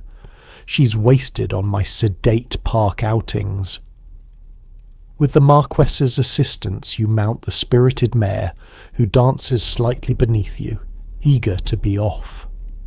As the rest of the party mounts up, you notice Lady Sophia being helped onto a flashy chestnut by the groom, her disappointed expression suggesting she'd hoped for the Marquess's assistance. The Duke leads the procession as you set off, the Duchess riding sedately beside him. You find yourself positioned between the Marquess and Lady Margaret, with Lady Sophia just behind, clearly displeased with the arrangement. Caroline, you note, is riding alongside Robert Pembroke, their conversation appearing stiff but civil. Your mother watches them with obvious interest, perhaps revising her understanding of your sister's past in light of your recent revelations. Once beyond the formal gardens, the countryside opens up beautifully. Rolling hills, patches of woodland, streams cutting through meadows dotted with wildflowers. It's a landscape to make a country girl's heart sing after weeks in London. "What do you think of our northern wilderness?" the Marquess asks as you pause at the crest of a hill, the rest of the party spread out below. "It's magnificent," you reply honestly. "It reminds me of Derbyshire, but wilder somehow, less tamed." "Like its inhabitants, perhaps," he suggests with a smile. Then, glancing to ensure no one is within earshot, he adds in a lower voice, "I must apologise for my father's formality. He can be intimidating until one grows accustomed to his ways. There's no need to apologise. All fathers are protective of their sons' choices, some more aggressively than others." A shadow crosses his face. "But let's not allow that to dim such a beautiful morning. I've been looking forward to showing you the estate since the moment you agreed to visit." The sincerity in his voice warms you despite your lingering concerns. Whatever complexities lie beneath the surface of his family relationships, his regard for you seems genuine. The ride continues, with the party eventually stopping beside a picturesque lake for a light outdoor luncheon prepared by servants who have somehow preceded you there. It's a scene of perfect aristocratic leisure, elegant people in elegant clothes, dining on elaborate provisions in the midst of carefully maintained wilderness.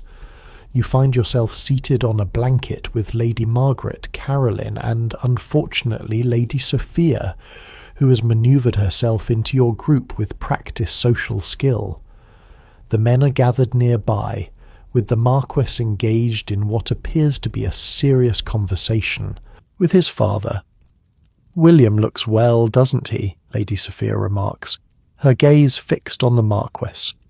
"Country air always did suit him better than London smoke. I keep telling him he should spend more time at Westmoreland Hall rather than that dreary townhouse." The presumption in her tone, the suggestion that she and the Marquess regularly discuss his living arrangements, is clearly intended to unsettle you. Lady Margaret, however, comes to your rescue. "My brother's residence choices are dictated by Elizabeth's needs more than his preferences," she says firmly, "and I found the London house far from dreary when I visited last month. Miss Harrington made quite an impression on my niece, by the way. Elizabeth has talked of little else but showing her the tree house since you arrived." Lady Sophia's smile tightens. "How sweet. Children are so easily impressed by novelty." "Or by genuine kindness," Caroline interjects, her tone mild but her meaning clear. An awkward silence falls, broken only when Robert Pembroke approaches your group, his attention fixed on Caroline. "Miss Caroline, I wonder if I might prevail upon you for a turn about the lake, for old time's sake." Your sister's face betrays nothing of the turmoil she must feel at this request from the man who broke her heart 7 years ago. "If you wish, Mr. Pembroke," she replies with cool dignity, rising to accept his offered arm. As they walk away, you notice a flash of genuine emotion cross Lady Sophia's face. Concern for her brother, perhaps. It's the first hint you've seen that beneath her calculated exterior, she might actually care for someone besides herself. The afternoon progresses with various amusements, some guests fishing in the lake, others sketching the scenery, a few returning to the house for rest. You find yourself walking with the Marquis along a wooded path, Lady Margaret thoughtfully accompanying you as chaperone but keeping a discreet distance ahead. "My sister likes you," the Marquis observes. "That's significant. She was very protective of Eleanor and is even more so of Elizabeth. Her approval isn't easily won." "I like her as well," you reply. "She seems refreshingly genuine in a world of careful performances." "Yes, Margaret never did master the art of social fakery, thank God." He glances at you. "Neither have you, I think. It's one of the things I most admire about you." The compliment, simply stated but heartfelt, means more than all the flowery praise you've received from other suitors. "Thank you, though my mother would say it's a failing rather than a virtue," he laughs. "Mothers rarely appreciate the qualities that make their daughters most interesting. They'd prefer we all fit neatly into prescribed roles." "And what about fathers?" you ask, thinking of the Duke's stern countenance. A shadow crosses his face. They can be even more rigid in their expectations, especially when those expectations are bound up in centuries of family, tradition. This seems an opening to address the tensions Lady Wexford hinted at. "Your father seems formidable." That's a diplomatic way of putting it. He hesitates, then continues more quietly. "My father has very specific ideas about what a future Duchess should be.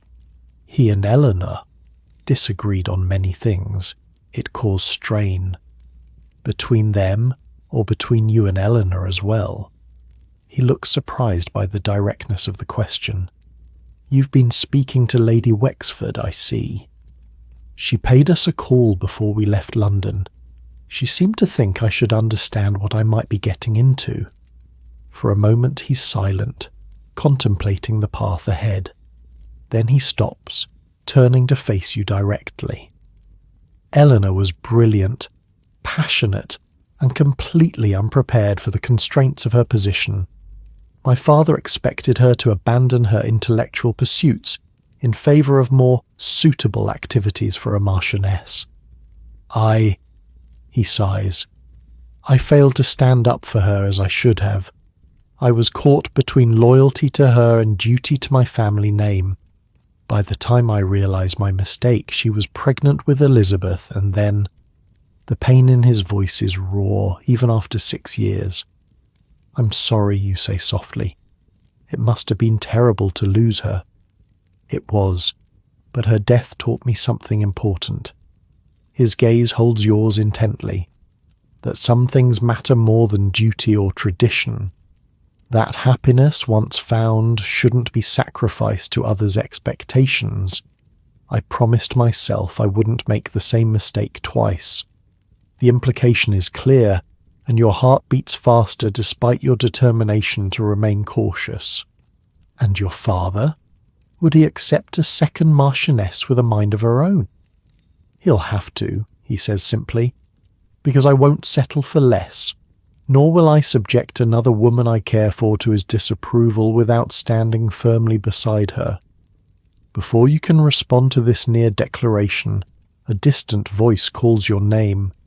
Elizabeth has found you, racing down the path with her governess trailing behind, apologising for the interruption. "Miss Harrington." "Papa, I've been looking everywhere. Grandmamma says the rain is coming and everyone's to return to the house, but I wanted to show you the tree house first." She's breathless with excitement. her dark curls escaping their ribbons. The Marquis smiles fondly at his daughter. "The treehouse will have to wait for tomorrow, Lizzie. Your grandmother is right about the weather." He nods toward gathering clouds on the horizon. Elizabeth's face falls. "But tomorrow you promised to take Lady Sophia to see the new foals." You feel a small, irrational pang at this reminder of his prior commitment to the beautiful widow. He notices your expression and quickly clarifies. "Lady Sophia expressed interest in our breeding program. As a courtesy to her father, who's been a long-time supporter of my stables, I offered a brief tour. It won't take more than an hour. I don't mind waiting," you assure him, though the thought of Lady Sophia monopolizing his attention is less than pleasant. "You could come too," Elizabeth suggests brightly. "Lady Sophia knows all about horses. She told me she used to ride with Papa all the time before he married Mamma." This innocent revelation of a longer history between the Marquis and Lady Sophia than he's acknowledged adds another layer of complexity to the situation. Before either of you can respond, however, the first drops of rain begin to fall, and the return to the house becomes an immediate necessity. The evening brings a formal dinner, the first of many elaborate entertainments planned for the house party. You're seated far from the Marquess, beside an elderly baron who talks exclusively of his gout and the declining quality of port since his youth. From your position, you can see the Marquess at the other end of the table, Lady Sophia placed strategically beside him by the Duchess's arrangement of the seating. The next day passes in a similar fashion. Group activities carefully orchestrated to showcase the estate's grandeur. Brief moments of connection with the Marquis, interrupted by social obligations or Lady Sophia's determined presence, and the constant evaluating gaze of the Duke of Harrington. Caroline and Robert Pembroke appear to have reached some kind of understanding during their lakeside walk. They're often found in conversation, their manner suggesting a tentative rebuilding of their former connection. Your mother watches with barely contained curiosity, but, for once, refrains from interfering. On the third day, as promised, the Marquis takes Lady Sophia to see the new foals. You spend the morning with Lady Margaret and Elizabeth, finally visiting the famed treehouse, an elaborate structure built in a massive oak, complete with tiny furniture and real glass windows. "Papa had it built for me after Mama died," Elizabeth explains as you admire the craftsmanship. "He said everyone needs a place that's just their own." The thoughtfulness of the gift, the care taken to create this special retreat for a grieving child, speaks volumes about the Marquis as a father. It's yet another glimpse of the man behind the title, the real person beneath the social performance of aristocratic masculinity. Lady Margaret, watching you with Elizabeth, smiles approvingly. "You're good with her," she observes when the child is momentarily distracted by a squirrel. "Not everyone is. Many ladies find her rather overwhelming." "I find her delightful," you reply honestly. "She reminds me of myself at that age, curious about everything, unwilling to be confined by expectations." "Yes, William said the same thing. It's one of the reasons he—" She stops abruptly, perhaps realizing she's about to reveal too much. "Well, suffice it to say, my brother values authenticity more than most men of his station." The afternoon brings another group excursion, this time to the nearby village where the Marquis is greeted with genuine warmth by the locals. You notice how he knows many by name, inquires after families, shows real interest in their concerns. It's a side of aristocratic life rarely glimpsed in London ballrooms, the responsibilities that come with privilege, the relationship between landowner and tenant that, when handled with care, benefits both.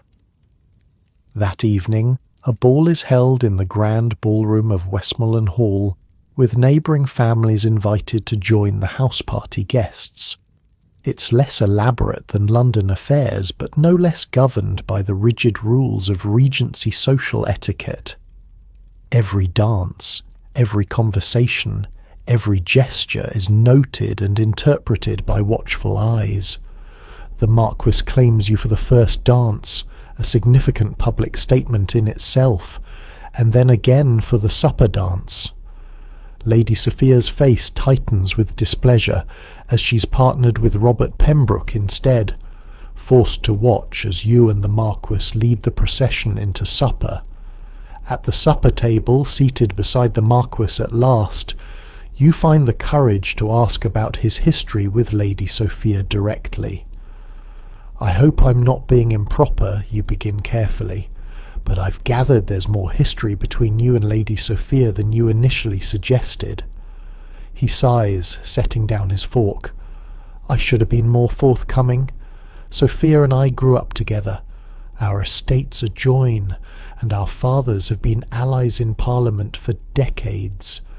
There was an expectation, never formalised but understood, that we might eventually marry." "And did you court her?" "Not officially, no, but we were often paired at social events, and I escorted her during her first season. When I met Eleanor, however, everything changed. I fell in love, much to my father's dismay and Sophia's family's disappointment." "And Lady Sophia herself?" He hesitates. "She was unhappy. She'd counted on our eventual marriage, I think. After Eleanor died, she assumed we would naturally resume where we'd left off. My lack of interest has been difficult for her to accept. Yet you invited her to this house party. My father insisted. The Pembrokes are still important allies, and he believes I should reconsider Sophia as a suitable match, a belief I do not share." His gaze holds yours intently. "My affections are engaged elsewhere, as I believe I've made clear." The directness of this near declaration takes your breath away. Before you can respond, however, the Duke approaches your table, his timing impeccable as always. "William, a word," he says, "not a request but a command." The Marquis excuses himself with obvious reluctance, leaving you to finish your supper alone with your thoughts. After supper, the dancing resumes. You stand up with various partners, but the Marquis is nowhere to be seen. Neither is the Duke. Whatever word was needed has apparently extended to a lengthy private conversation. It's near midnight when the Marquis finally reappears, his expression strained but determined. He makes his way directly to you through the crowded ballroom. "Miss Harrington, might I have a moment of your time?" he asks formally. "In the library, with your mother as chaperone, of course." Your heart races. This is it. The moment every unmarried lady at a country house party anticipates and dreads in equal measure. The private interview that can mean only one thing. A proposal is imminent. Your mother, hovering nearby as always, practically vibrates with excitement as she follows you and the Marquis to the library. A magnificent room lined with thousands of volumes, a fire crackling in the massive stone fireplace despite the summer warmth. "I'll just wait by the door," your mother says, making a show of giving you privacy while remaining within proper chaperoning distance. Alone, or as alone as Regency propriety allows, the Marquis takes both your hands in his expression more serious than you've ever seen it. "Miss Harrington," he stops, then smiles slightly. "No, I think the time for such formality is past. May I call you by your Christian name, at least in this moment?" You nod, unable to speak past the lump in your throat. "I had planned a more romantic setting for this. The rose garden, perhaps, or beside the lake at sunset. But circumstances have forced my hand." He takes a deep breath. I have just had a rather difficult conversation with my father. He has reminded me in no uncertain terms of my duty to the family name, to tradition, to the expectations of our position. Your heart sinks. Is this a rejection then? Has the Duke's disapproval ended things before they've truly begun? But the Marquis continues, his grip on your hands tightening. I told him that while I respect tradition, I will not sacrifice my happiness or yours to it, that I have found in you someone who embodies everything I value, intelligence, authenticity, kindness, that I love you, and I will marry you with or without his blessing. Love. The word hangs in the air between you, so rarely spoken in the calculated world of Regency courtship. Not advantage, not suitability, not alliance. Love. My father was displeased, the Marquis admits with a wry smile. But he is not unreasonable, merely stubborn. He values strength of character, even when it opposes his wishes, and he wants, above all, my happiness and Elizabeth's well-being. He has agreed to respect my choice, though I suspect it will take time for him to fully embrace it. He drops to one knee, still holding your hands, the formal pose of a Regency proposal. I am asking you to embark on a challenging journey with me. Being a Marchioness, eventually a Duchess, is not an easy role. There will be expectations, duties, constraints, but I promise you this, we will face them together as partners. I will not ask you to surrender your true self to convention, as Eleanor was asked to do, so I must know, can you accept me with all the complications my position entails? Will you marry me? The question hangs between you, weighted with everything you've learned about him, about his world, about the complexities that await if you say yes. Lady Wexford's warnings echo in your mind, but so too does the memory of the Marquis's smile when he speaks of poetry, his tenderness with his daughter, his promise just now to stand beside you against whatever pressures you might face together.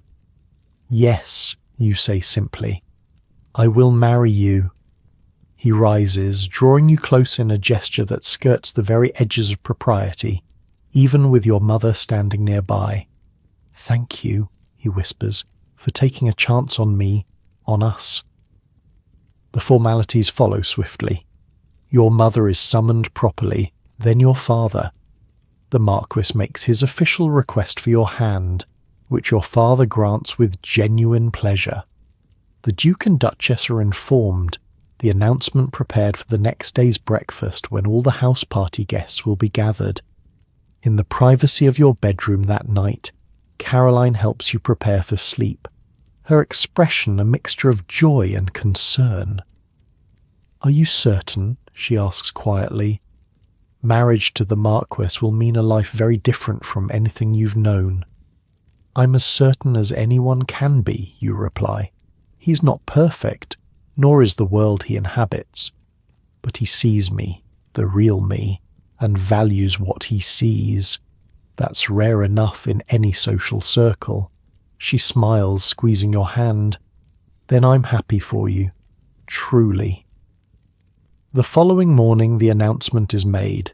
Congratulations pour in from the assembled guests, though Lady Sophia's felicitations are notably absent. She pleads a headache and remains in her room.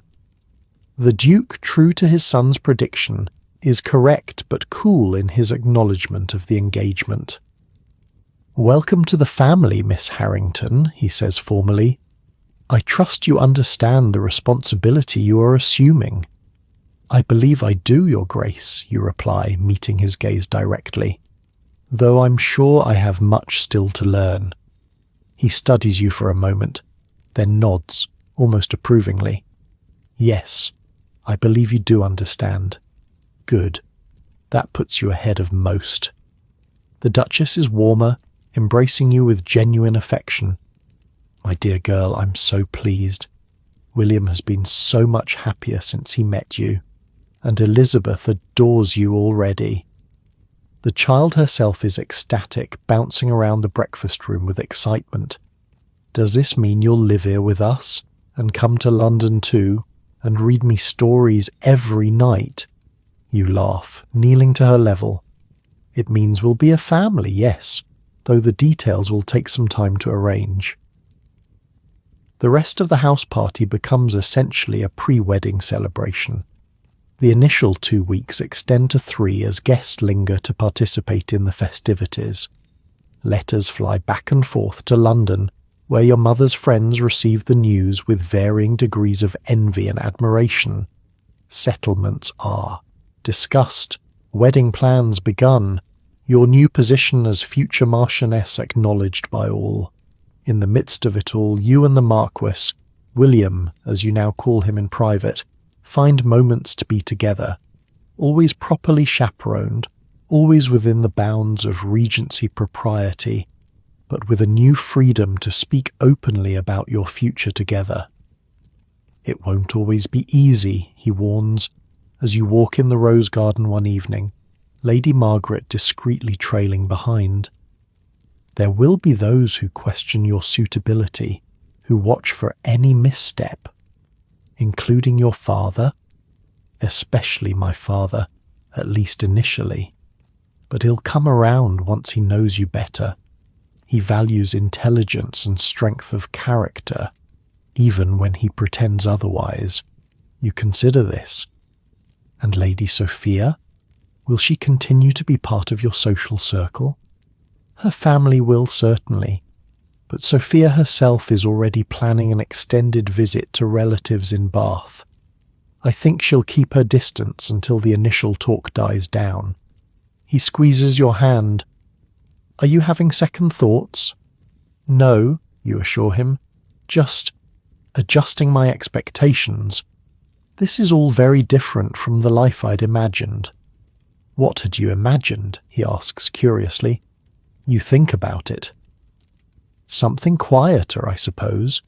A country house, a small circle of friends, books and conversation and children. Less grand, less public. We can still have that, you know. Not all the time. There are duties we can't escape.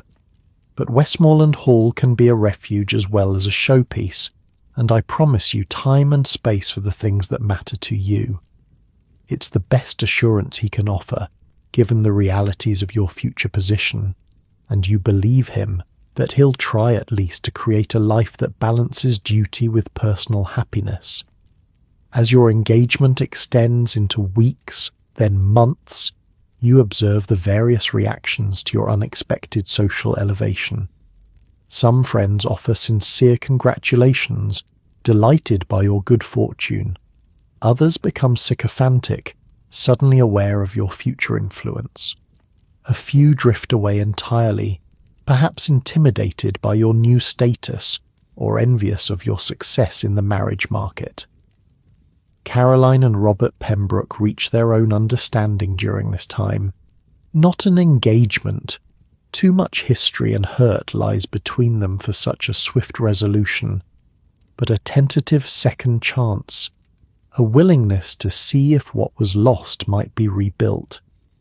Elizabeth becomes your shadow, eager to show you every corner of what will be your home, to tell you every story, to include you in her small world. The child's easy acceptance is perhaps the most gratifying aspect of your new position. Lady Margaret becomes a friend and ally, guiding you through the complexities of aristocratic life with humour and practicality. The trick, she confides, is knowing which rules matter and which can be quietly bent when necessary. And William, the Marquis who will soon be your husband, continues to reveal himself as a man of depth and principle beneath the social performance required by his position. Not perfect, certainly. There are moments of frustration, of misunderstanding, of adjustment to each other's habits and expectations. But there is also genuine connection, intellectual and emotional, that promises a partnership beyond the merely advantageous match society sees.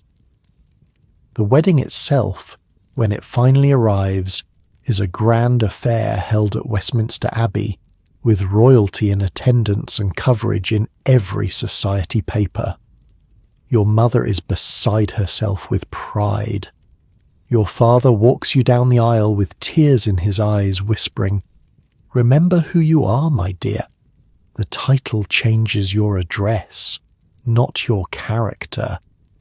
Words to live by in the new life that awaits, a life you've chosen with open eyes, aware of its challenges but hopeful for its possibilities.